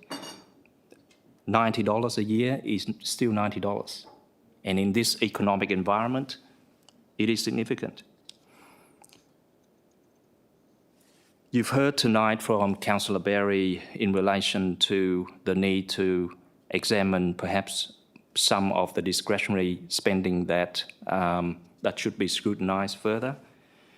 And as I said, in moving the procedural motion, I support that. I support the view that we can do more and we should do more in order to make sure that a 6% increase is absolutely necessary for our residents in our community.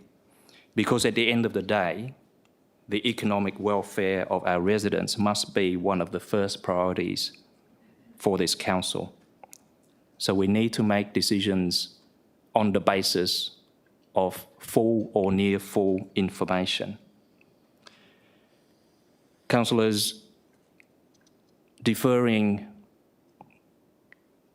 tonight's budget to a forum and discussion of further cuts or possibly reduction in discretionary expenditure is not going to cost us anything. But I think it will at least allow us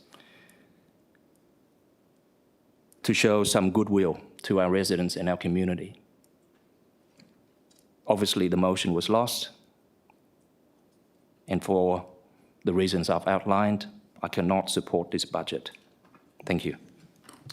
Thank you to Councillor Hugh Nguyen. Do I have a speaker for the budget? Councillor Parker. Thank you to all of those who have spoken to the recommendation this evening.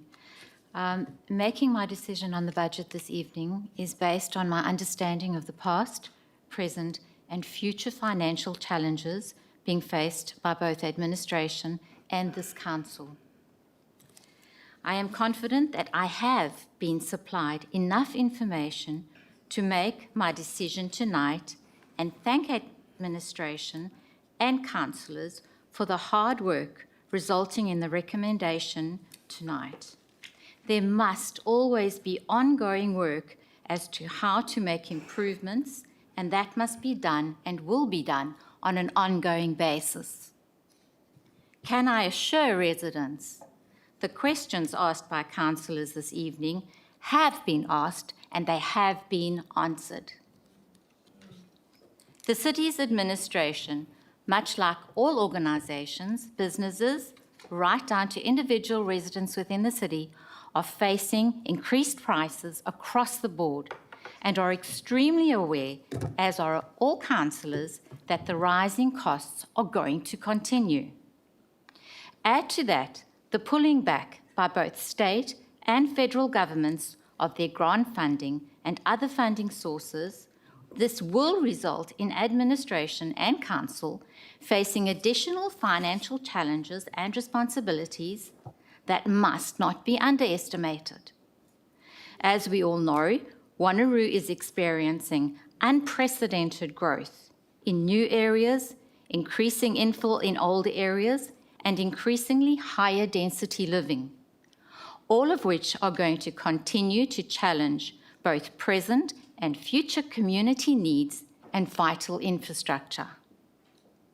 I acknowledge that an increase of 6% in our rates is another increase of spend to families and individuals facing growing increases across the board and have not taken the decision lightly.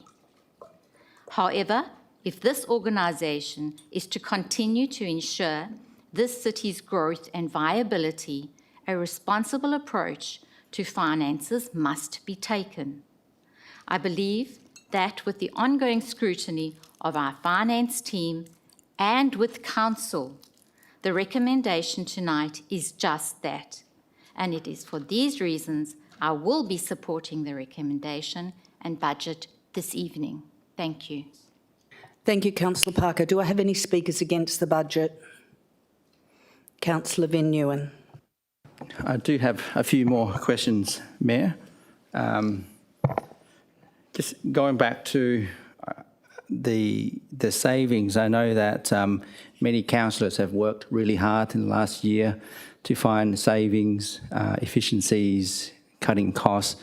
I just want to ask, what impact has that made to the overall budget that we have today? That is, instead of the 6%, if that we're now targeting, what savings, if that weren't the savings that we achieved, that could have been higher, if that makes sense. Director Wollaston.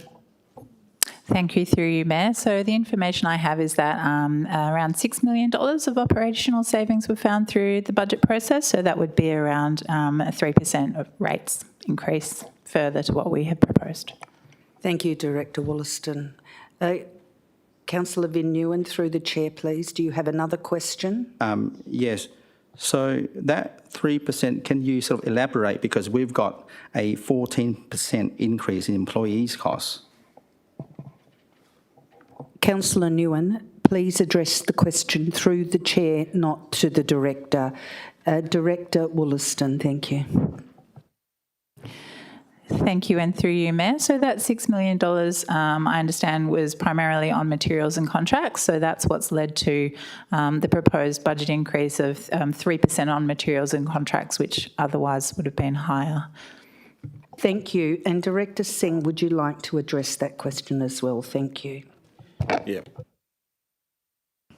Thank you, Mayor. From the, we looked at our operating budget in our maintenance areas and looked at the program where we can control the expenditure by either reducing some of the programs on case-by-case basis, or some of the programs may have to be minimized in certain areas but continue in the other areas. So we have prepared a list of those programs.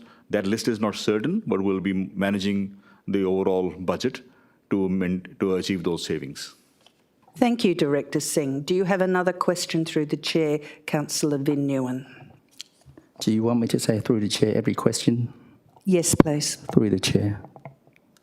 Could you please state your question and look at me as well? Thank you. Okay. I'm not being disrespectful, but I think just for your understanding, every question I ask now and in advance will be through the chair. Thank you. I appreciate that. Thank you. So I don't have to repeat myself. Now, in relation to the savings that Director Sin has just indicated, what would a 4% or CPI align achieve us in terms of whether we're required to cut a service or cut a project or defer a project? Director Wollaston. Yeah, thank you, and through you, Mayor. So every 1% in rates is equivalent to around $1.9 million. So if we wanted to, say, for example, go for a 4% rate increase, there would be an implication of another $3.8 million to find. Thank you, Director Wollaston. Councillor Van Nguyen. Sorry, what does that mean in terms of cutting service or project deferral? What does that mean? Director Wollaston. Have we explored that option? Director Wollaston. Yeah, so thank you, and through you, Mayor. Look, I understand that, the process that was gone through in the budget, pulling together the budget was an extensive review of operational costs that went through the directors to try to find savings. I think if you wanted to find additional savings, there would be scope to conduct another exercise of that nature. I think also, through the Service Review Working Group, the proposal is to bring back, for Council's consideration as well, a list of statutory and discretionary services, because part of it's around Council's prioritisation of services, and administration can recommend, but it's also up to Council's direction as well. Thank you, Director Wollaston. Councillor Vin Nguyen, you have another question? I do. And what's the reserve balance after the drawdowns and the top-up? Director Wollaston. Sure, I can try to find that page. I think it's in the 300 millions. I don't know if my acting manager of finance might be, or somebody might be able to find that. We can take a look.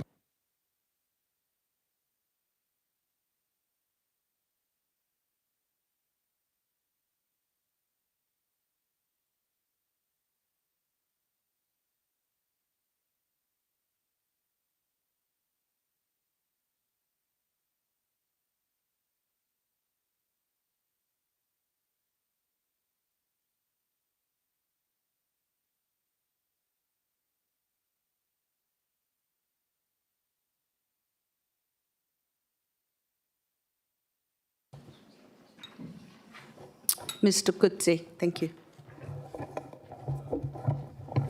Through the chair, ma'am. Yes, the final balance after all transfers to and from reserves at the end of the budget year is expected to be $289.9 million. $289 million. Thank you, Mr Kotze. Do you have another question, Councillor Vin Nguyen? Can I speak against? Yes, you may now speak against the budget. Thank you. This is probably my 6th year on council, 6th budget, and I seem to echo the same rhetorics every year, and hear the same reasons why budget should increase every year. Really, nothing has changed for the last 6 years I've been here. We try our best. We do everything that we can, and still we can't make a saving at all. Don't know why. Maybe we're asking the wrong question, because as Councillor said earlier, all the questions have been asked and answers have been answered, but nothing's changed. What does that mean? It means that we're doing the same thing over and over again and expecting a different result. I don't know whether that rings a bell or not, because this is the same thing that I see every year, and it's unfortunate because we have many very bright, experienced councillors here, and we all want to achieve and make a difference in our community. But for some reason, the formula we're working off is totally wrong. And we are not fighting hard enough to find out the answers, but accept the status quo every year because it's the way things are. We have the community needs. I support all that. Just to be clear, I support the budget, not the increase. Because we see other council that's recently adopted a budget that's passed, that's less than the rate that we have. I understand the City of Stirling rate is lower and City of Swan rate is lower. So how are they able to do that and we can't? We are a bigger council. Yes, we have more projects, but there's also economy of scale that we can also take advantage of. We've seen a lot of increases this year as well.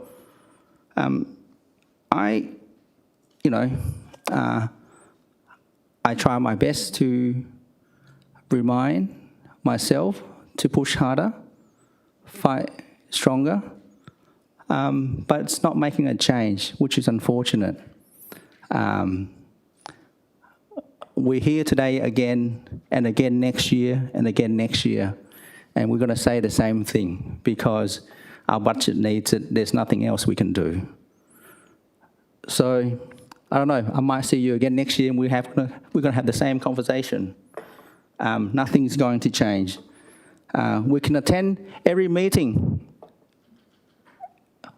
Every meeting we go there and not make a difference. Or let's do something different that will make a difference. I don't know what it is. I'm just putting it out there that we need to try a different approach. This is not a criticism of anyone. I'm sure everyone has tried everything. But let's put our head together and see, okay, well, instead of doing what we're doing, what else can we do?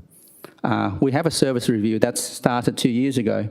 Even then, that was supposed to make an impact on finding savings, efficiencies, and another committee is not really changing anything that I can see. So I don't know what the answer is. Someone here might, but Rocking up. well, Councillor Wright probably need to just be a bit I'll silent. withdraw that, it. Thank you. Councillor Vigneault, please finish your statement, please. yes, and certainly, you know, rocking up to make a difference obviously would be an effective meeting. I certainly hope that we can be more effective with our resources, our time, and prioritise our residents. We've got residents who every year they would raise their objections, but no one's hearing them. You know, and we've got commitments from our residents who comes here and raise their voice, but we're ignoring them. But don't give up. Keep going. Someday, hopefully next year, we can make a difference together. Just not this year. Thank you. Thank you, Councillor Vigneault. Do I have a speaker for the item? What? Can I move a procedural motion, Madam Mayor, under 7.1b? No, you can't move a procedural motion because you've... the meeting be adjourned whilst I work out the wording with governance for an amendment, please, that will assist councillors to assist residents. Thank you. Do you have a seconder for the meeting to be adjourned for an amendment to be written by working on an amendment with it? We have a seconder from Councillor Hugh Nguyen. Councillors, could I please have your vote for the procedural motion? Those for the procedural motion? 1, 2, 3, 4, 5, 6. And those against the procedural motion? The procedural motion is lost. Do I have a speaker for the budget? Councillor Figg. Thank you, Mayor. Thank you to councillors who've taken part in the whole process and staff who've put in the hours to get this done. And thank you to residents as well. It's a thankless job coming along to these. And whether we agree or disagree on things, I think the fact you guys show up it's commendable and I appreciate it. I want to start on the financial sustainability point. I think it's fair to say that previous councils have made difficult decisions to ensure that we've been financially sustainable throughout our past number of years, several years. And when I've been elected, that's continued for a couple of years. And now we find ourselves in a position where it's a bit more difficult to find a surplus, to replenish our reserves and to find ways to ensure that our rates do not increase by more than we would wish them to be increased by. And I would think that the financial sustainability footing that those previous councils have put us on has meant that we've been able to absorb shocks over the previous couple of years. and even before my time when COVID came along and we actually adopted what it was effectively a net decrease in rates for many residents. And I think that we owe the same to future councils and future residents of the city to ensure that we maintain the ability to absorb shocks to the economy that may come along. It's a difficult decision, particularly with the cost of living pressures that people are facing, it's not one that I take lightly. I also want to point to the increased services that we do have and we've adopted since I've started at this council and probably just before that as well. And it's things that people and residents have always come to us about, whether it's increased ranger numbers, which I know that we have an increased number of rangers over the last year or two. Increased verge maintenance, which may not be noticeable every day, but it is happening more frequently across pretty much every road that we have within the city, apart from some of the major roads which have had either a reduction or have maintained the same amount. Increased services to parks, bins, upkeep, and things like that. We hear from residents all the time about things that they want improved.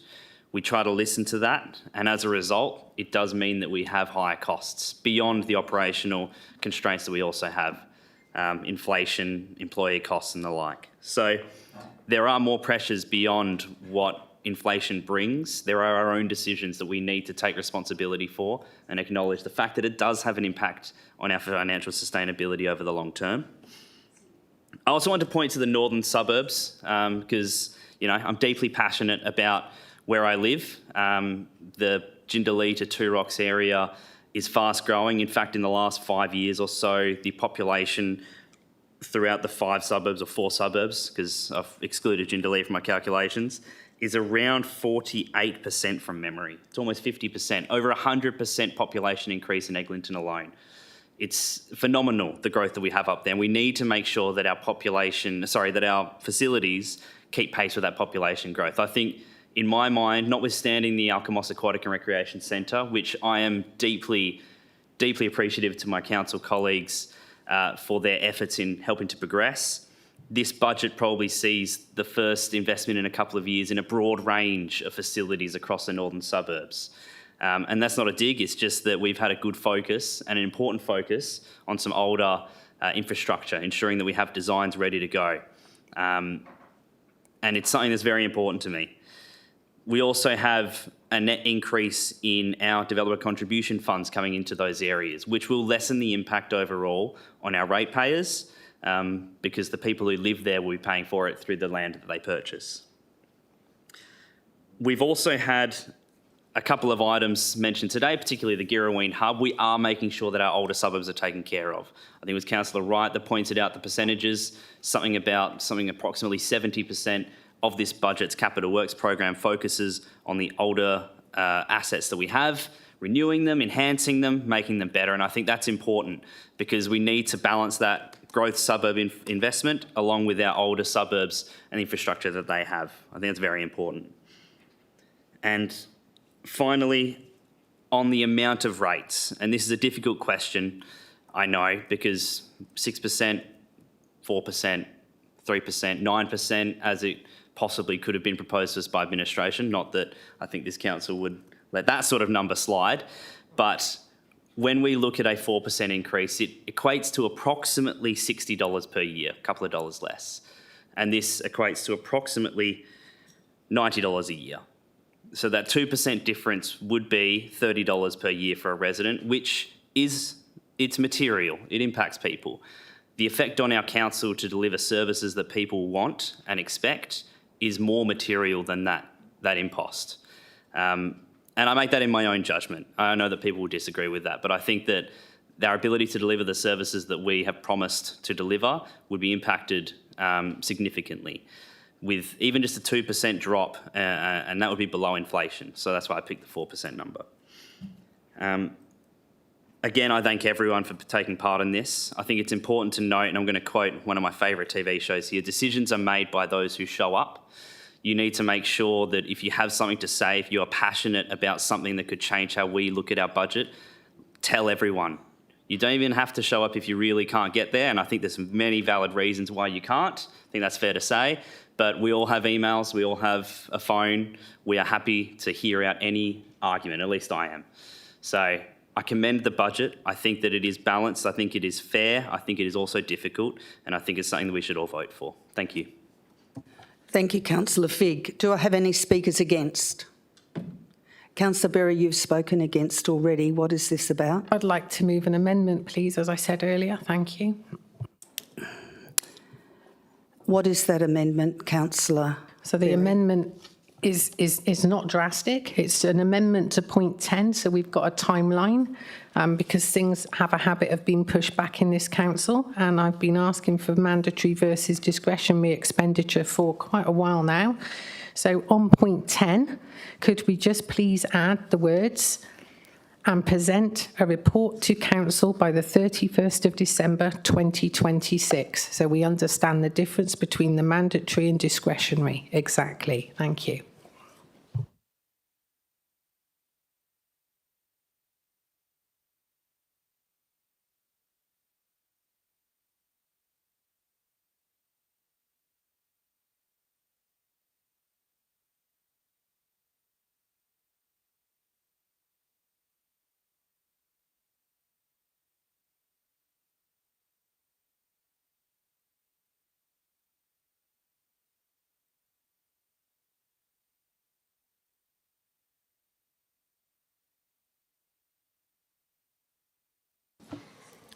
Just a point of clarification, Mayor, is there a seconder for that amendment? I'm waiting until I'm just listening to what admin have to say before I go for the seconder, Deputy Mayor Miles, but I will ask for the seconder in a minute.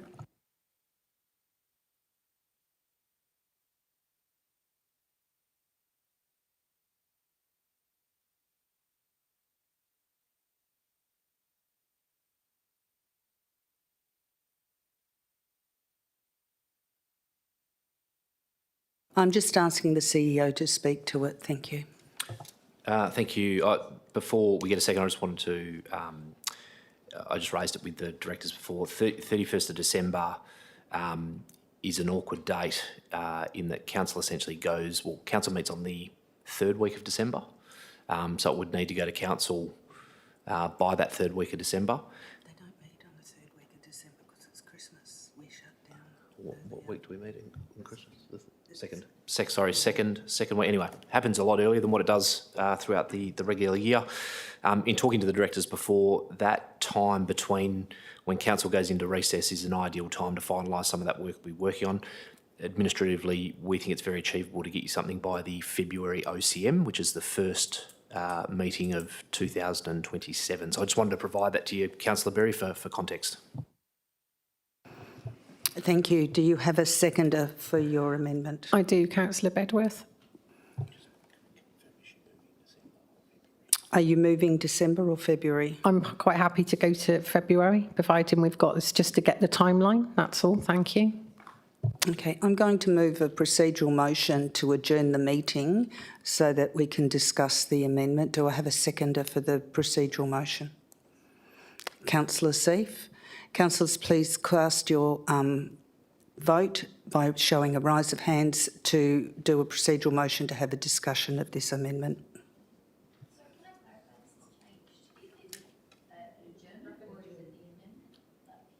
It's an adjournment. It's an adjournment. But it's a procedural motion. It's a procedural motion. The procedural motion takes precedence, so you can't do an adjournment while you've got a procedural motion on the floor.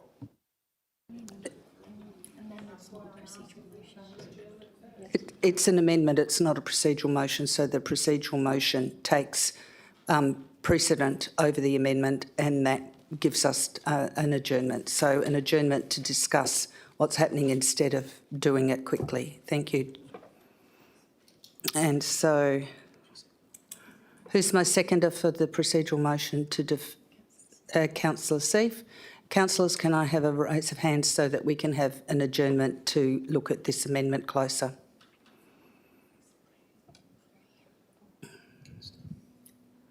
And those against?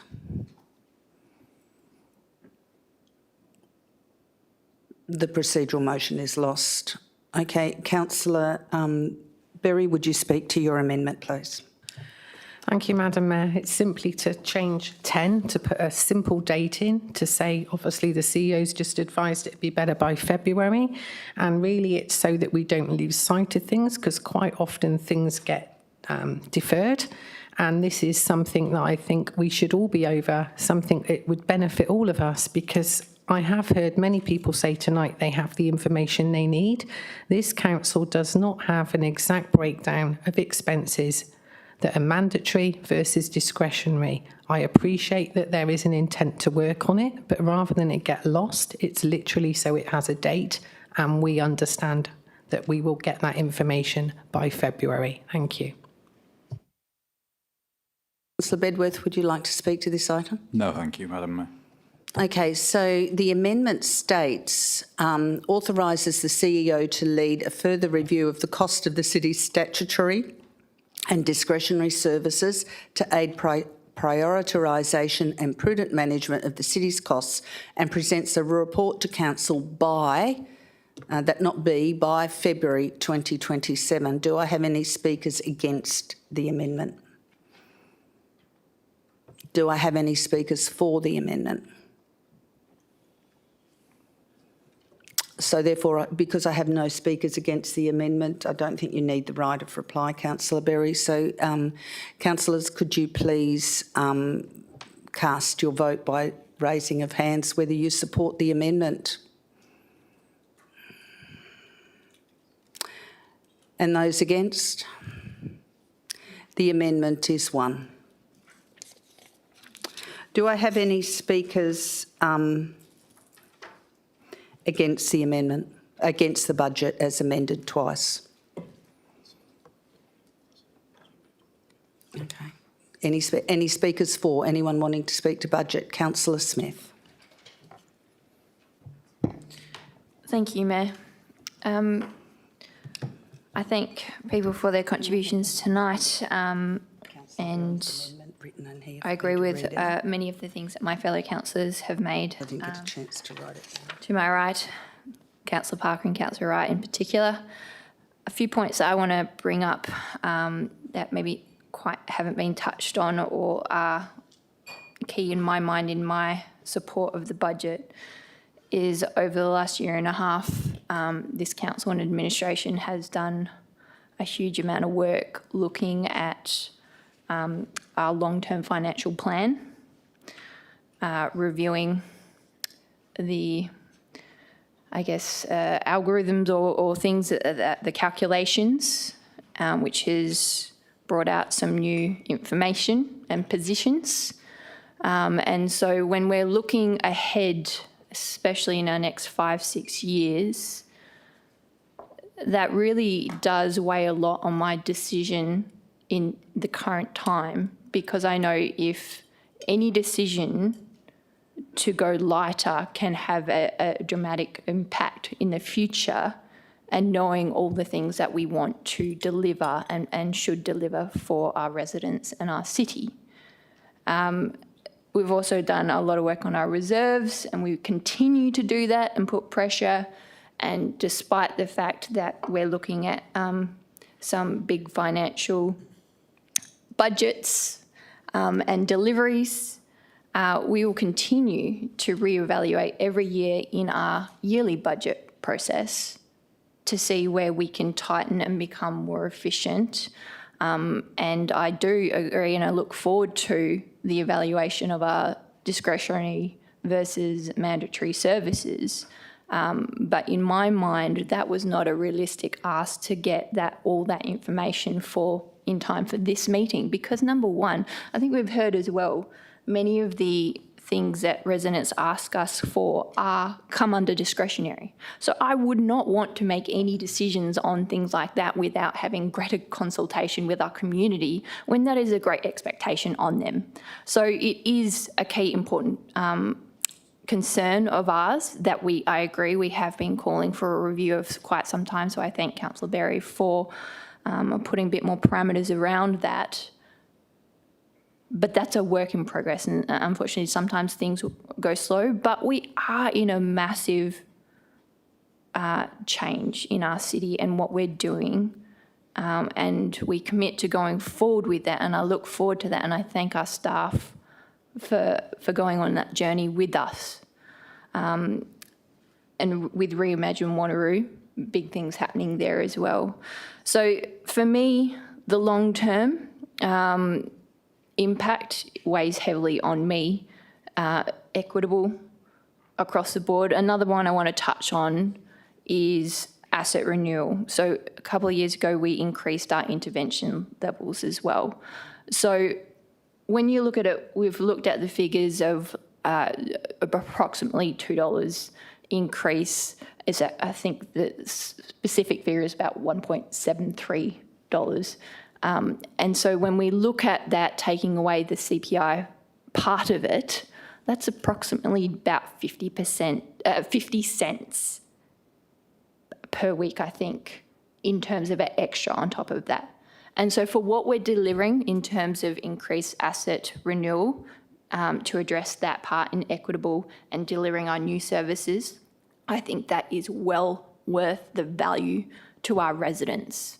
And happy to continue having the conversation with our residents about what they would like to support going on in the future in terms of our discretionary versus mandatory services. So it's not a decision we're taking lightly.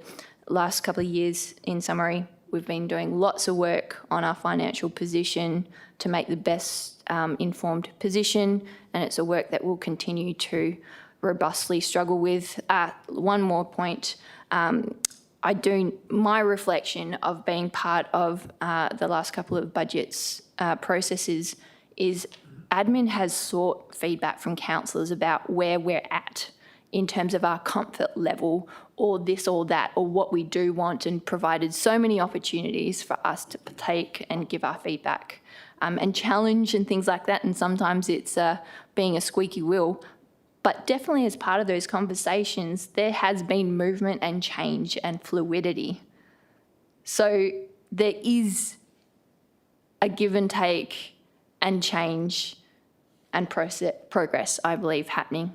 So thank you to everyone for the work, and I encourage you to support this budget. Thank you very much. Thank you, Councillor Smith. Do I have any speakers against? You've already spoken to this item. Have you got a question, have you? No, you've spoken to it. No, but you cannot go back to speak to it again. It's part of the substantive. Well, the item has just been amended. I haven't spoken against as amended. No, I'll put you on to the General Counsel to explain to you the standing orders. Councillor Van Nguyen. Thank you, and through you, Mayor. So the opportunity to speak to the amendment is when the amendment's on the table, before the amendment's actually put to the vote. As soon as the amendment's voted on, it becomes part of the substantive, and you go back to the debate that you were up to in relation to the substantive. So you wouldn't have an opportunity at this point to speak to the amendment. You may ask a question, Councillor Van Nguyen. Just based on the discussions that's been had, in relation to the budget, has there been a target set in terms of savings to be achieved at all in a year? Mr. CEO. Thank you, Councillor Nguyen, and through the Mayor. Do you mean when we sit down to prepare the budget, do we aim for a target? Or do you mean, are we aiming for a target from now? Like the year that just passed, have we set a target on, because obviously there's a lot of budget discussions, people attend those budgets. And this is what I'm talking about, asking the right question. Have we ever set a target on how much you want to save this year? Mr. CEO. I can't talk about prior to being here, Councillor Nguyen, and you may have been part of some workshops where you could potentially answer that question, or others could. When we sit down and start with the budget, the first thing we do back in Budget Workshop 1 is we start with the long-term financial plan. The long-term financial plan that was adopted by Council late last year indicated a rate increase of 6%, and that was obviously to capture those forecast increasing costs that we looked at, and obviously to put a little bit of money back into reserve to replenish where we'd taken from reserve. As we go through the year administratively and as we go through those budget workshops, we were aiming for a balanced statement of comprehensive income with no operating deficit. As we went through the budget workshops, that's what we were working to. There was a couple of budget workshops where the rate increase actually looked like it was going to be a little bit higher, and the administration worked incredibly hard to get it down to where it sits and we put in front of you today. We were aiming for basically a balanced operating position, but we basically ran into some territory where we felt as though we'd made as many efficiency achievements as what we possibly could, and the next round that we were looking for is essentially what Council's been talking about tonight around service delivery and where are we going to start to reduce services. We feel as though that's a conversation we should be having with the elected group from a resource allocation perspective, and hence the part of the recommendation tonight that makes reference to that service review working group, discretionary versus non-discretionary, and then also some additional provisions in terms of reducing that operating position by another approximately $2 million. So we don't aim for a number as such. We aim to align ourselves with a long-term financial plan because we know if our budget roughly matches that, then we are on a sustainable footing. But the next conversation with elected members will be around service delivery and potential reductions in some areas. Thank you, Mr CEO. Do you have another question, Councillor Van Nguyen? If we haven't done that in the past, can I ask, do you think it's prudent that we should set a target for the next financial year? And if so, what would be a reasonable target, achievable and practicable for you, Mr CEO? Mr CEO. Thank you for the question, Councillor Nguyen. Through the Mayor, my view is that you should be working to your long-term financial plan. So there's an opportunity for the long-term financial plan to be reviewed again. It'll probably be presented to Council later this calendar year. And basically the next budget is set according to that. I am very, very keen from an administrative perspective to make sure that we are adopting budgets with a balanced operating position or a operating surplus, and we'll try to put the long-term financial plan together on that basis. But that is the opportunity for elected members to intervene in future rate setting to make sure that elected members are comfortable with the financial performance of the city over the long term. Thank you, Mr CEO. Councillor Van Nguyen, you have another question. Sorry, can you just clarify that explanation? So the way that you've explained means that these are all the future projects that we have planned, ongoing, and therefore we don't intend to reduce the budget, but we're trying to meet those future plan. So it's very different to a household where the starting point is this is how much I have, therefore I'm going to work within that budget. Mr CEO. Thanks, Councillor Nguyen. In my view, it is similar in a way in that you have a long-term financial plan, and in doing that, we look at the city's financial performance over a 10-year and then administratively extended period. And essentially what you're doing is you're working within those parameters. So it is very similar to what you said. You don't start with, what do you want and then, cut your cloth to suit. It very much is a looking at what needs to be done, looking at your asset program, looking at your renewal program, your new builds, your demand growth that's coming on board, and then obviously balancing things out in a sustainable manner. Thank you, Mr CEO. Do I have any speakers against? Councillor Seif. Thank you, Madam Mayor. I just want to say that a lot of work has gone into this budget, and I appreciate everyone, administration and councillors, for attending all the workshops, as I have as well. We have delivered the largest capital works projects that we've got the largest capital works project that the City of Wanneroo has ever had with our long-term financial plan.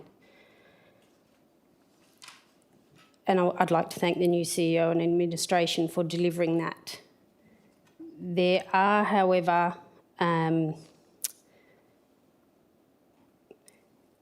Councillor Smith noted a change in formula or calculation methodology that has had a large impact, and administration have had to deal with that as well, and I thank them for dealing with that. I personally don't see anything wrong. I've got a few thoughts in my head which I'll discuss later, but I don't see anything wrong with continuing to discuss some things. Like the swing of a pendulum, we've gone from not delivering projects, in my view, to delivering a lot of projects and a lot that we can be very proud of. But with the new calculation methodology, I think some moderation might be needed, and I would have just appreciated the opportunity to discuss that, even though I have attended all budget workshops. Thank you, Councillor Seif. Do I have any speakers for the budget? Do you got a question, Councillor Miles? Just a question, thank you. In light of some of the comments and questions from Councillor Vin Nguyen to the CEO and the CEO's reply, obviously our next major piece of work is the long-term financial plan, and putting it in the public space so everybody can hear around the table. When is the projected first workshop that Director Wollaston will be conducting for us to start striking out some of the projects that maybe I don't think we should be doing, and delivering a smaller budget next year? Mr. CEO. Thank you, Councillor Miles. I don't want to suggest a date today for the new director to have that first workshop with council. I know that council or councillors were very keen to get that body of work commenced as quickly as possible after the budget. Director Wollaston has been with the city, I think, for either 3 or 4 weeks now, so she is very new. Getting her head around the budget has been an enormous task. So if it's okay with councillors, I'll probably get back to you over the next week or so after we map out a bit of a program once this program's been adopted. But we do understand the urgency and how keen you are to go back and revisit that long-term blueprint for the city's financial future. Thank you. Councillor Coetzee, would you like to speak to budget? Thank you. Thank you. I did not want to say anything tonight at all because I know a lot was going to be said, but I feel I need to say something. First of all, I would like to say thank you to the admin. I want to take my hat off to you for what you are going through with all the work and the decisions and the phone calls and the meetings we go through during the week. Thank you for your hard work there. To the councillors that turns up to the meetings, thank you for being here as well. When we put our hand up in elections and we're being voted in, the residents expect us to be there, not just here in this room, but in all the meetings. Of course, you cannot be in all of the meetings. Things happen. It does not really mean just for the residents. It means for the councillors as well. We have meetings late at night. It goes sometimes touching 11 o'clock. We do this not because it's a fun thing we do. We do it because we want to do the best for our residents out there and for our city. If somebody is not part of that meeting, what word can I use here? Your positive thinking, your contribution. Give me some words, please. Help me out here. It keeps yourself positive in a meeting if you know that everybody is there. But if some councillors is not there and you know that those questions will be asked in this room, it actually makes you a little bit negative in life of thinking, why did those councillors put their hands up? Because it's not just with what's going on in here. I'm not happy with a 6% budget increase either. But we all have to go through this. I'm a councillor now for 9 years, and it was not a fun journey at all, especially this time of the year. We are all trying to do the best thing we can for our residents. And the outcome does not always mean it's a great outcome or a happy outcome. But unfortunately, we have to just look forward and try and do better for next time. Okay, I've said something. Thank you. Thank you, Councillor Coetzee. Do I have a speaker against? Do I have a speaker for? If there are no further speakers to this item, I close that and I go to the response. You know, looking at the budget, we've put $30 million capital works into Girraween Hub, and that hub renovation has been waiting for decades. We've worked progressively on Kundula Plaza, which has been an eyesore for decades, and we've worked towards that as well. We have a population growth of 200 residents per week. And you know, we have less staff per resident than Joondalup or Stirling. Our efficiencies are exceptional with the growth we are having, the population growth. Councillors, this budget is responsible, balanced and forward-looking.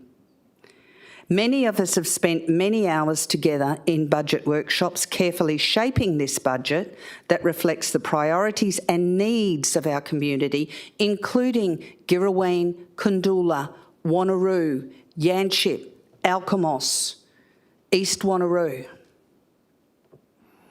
I believe this budget represents a strong and balanced approach to delivering essentials, managing growth and investing in our future.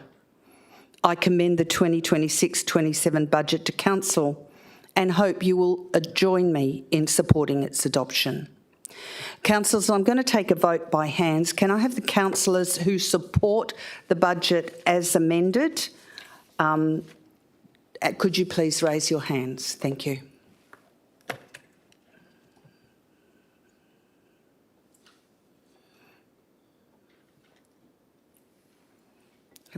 Have we got everyone? Yep. How many? And those against, please raise your hands.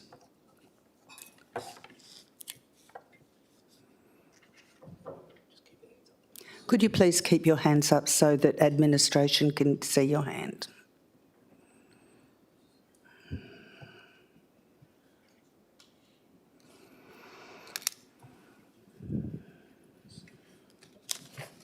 Okay, I will read the recommendation out. I declare that the budget has passed.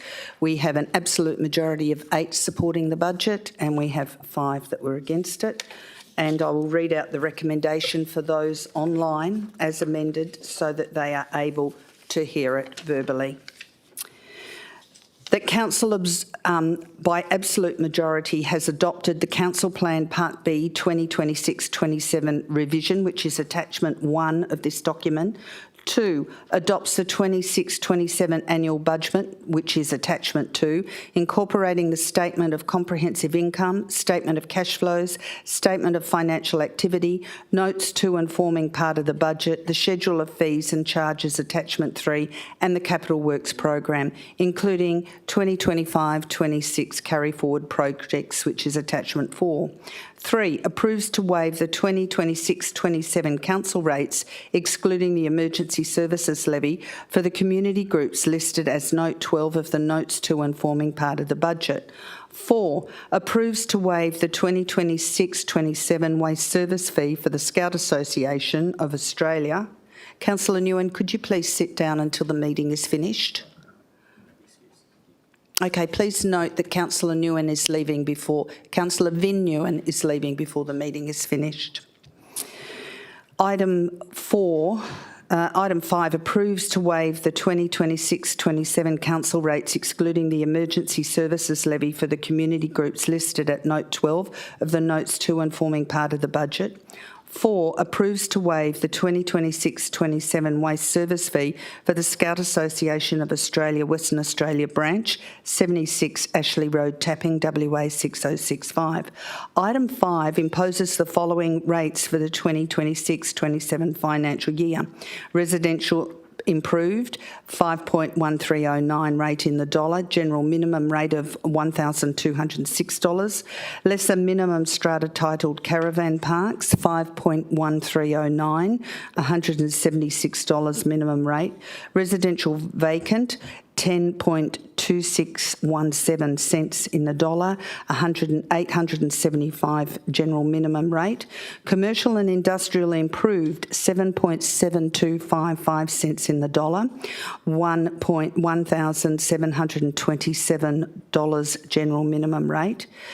Commercial and industrial vacant, 7.3550 cents in the dollar, a general minimum rate of $1,747. B, unimproved value differential rates and minimum rates of unimproved value category. Residential improved, 0.2745 with a general minimum rate of $1,285. Residential vacant, 0.4881 rate in the dollar cents at a minimum of $1,072. Commercial and industrial improved, 0.2617, $1,795 minimum rate. Commercial and industrial vacant, 0.2874 cents in the dollar, $1,795 general minimum rate. Rural and mining improved, 0.2920 cents in the dollar, $1,278 general minimum rate. Rural and mining vacant, 0.3745 cents in the dollar, $1,208 general minimum rate. Item 6 approves to offer the following payment options and incentives for the payment of rates and charges, waste service fee, private swimming pool inspection fees and emergency service levy in accordance with the provisions of Section 6.45 of the Local Government Act 1995 and Regulation 64(2) of the Local Government Financial Management Regulations 1996. A, one instalment, payment in full within 35 days of the issue date of the annual rate notice, 7th of September 2026.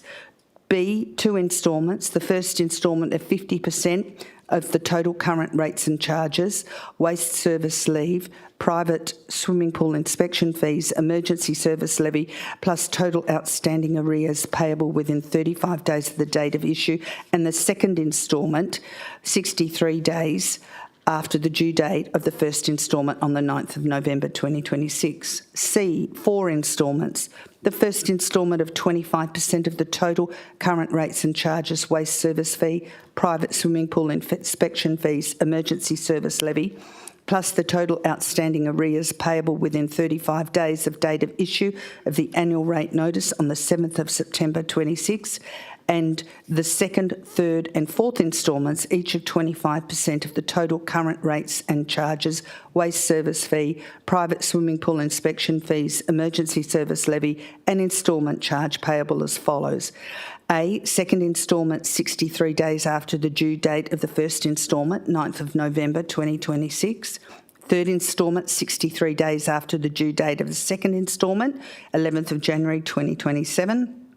And the fourth instalment 63 days after the due date of the third instalment on the 15th of March 2027. 7, imposes in accordance with the provisions of Section 6.13 and 6.51 of the Local Government Act 1995 interest on all arrears and current charges in respect of rates and charges, waste service fees and private swimming pool inspection fees, including GST, at a rate of 5% per annum. This amount will be calculated on a simple interest base on arrears amounts that remain unpaid and current amounts that remain unpaid after 35 days from the issue date of the original rate notice on the 7th of September 2025 or the due date of the instalment, and continues until all instalments are paid, excluding A, deferred rates, B, instalment current amounts not yet due under the 4 payment options, C, registered pension portions, D, current government pensioner rebates amounts, and E, where the debtor is a person or organisation considered by the City of Wanneroo to be suffering financial hardship. 8, imposes in accordance with the provisions of Section 6.45 of the Local Government Act 1995 for the 2026-2027 financial year, the following administration fees and charges for payment of rates and charges, waste service fees and private swimming pool inspection fees. A, to instalment option of an administration fee of $5 for instalment 2 and an instalment interest charge of 3% per annum calculated on a simple interest basis of 50% of the total current general rate and charges calculated 35 days from the date of issue of the annual rate notice to 63 days after the due date of the first instalment. B, force instalment option, an administration fee of $5 for each of instalment 2, 3 and 4 and an instalment interest charge of 3% per annum calculated on simple interest based on 75% of the total current general rate and charges calculated 35 days from the date of issue of the annual rates notice to 63 days after the due date of first instalment.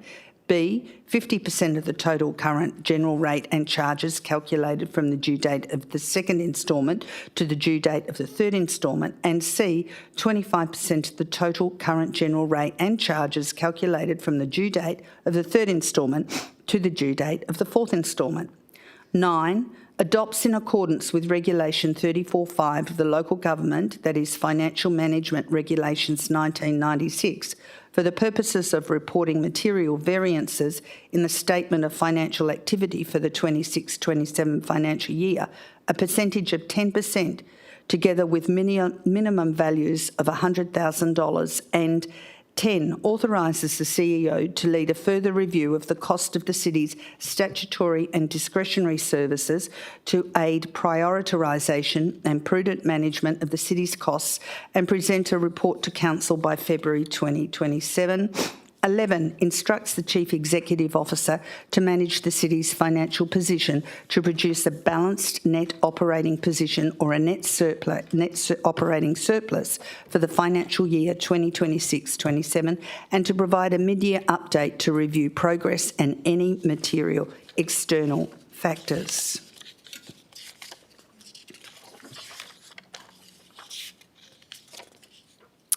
Item 5 on the agenda, confidential, there is nil. Item 6, there is nothing to be tabled. Item 7, the date of the next meeting. The next council members' agenda briefing has been scheduled for 6 p.m. on Tuesday the 14th of July to be held at Council Chamber, Civic Centre, 23 Dundebar Road, Wanneroo. Item 14, closure. Thank you everyone for attending this evening, and I now declare the special council meeting closed at 8:24 p.m. Thank you, councillors.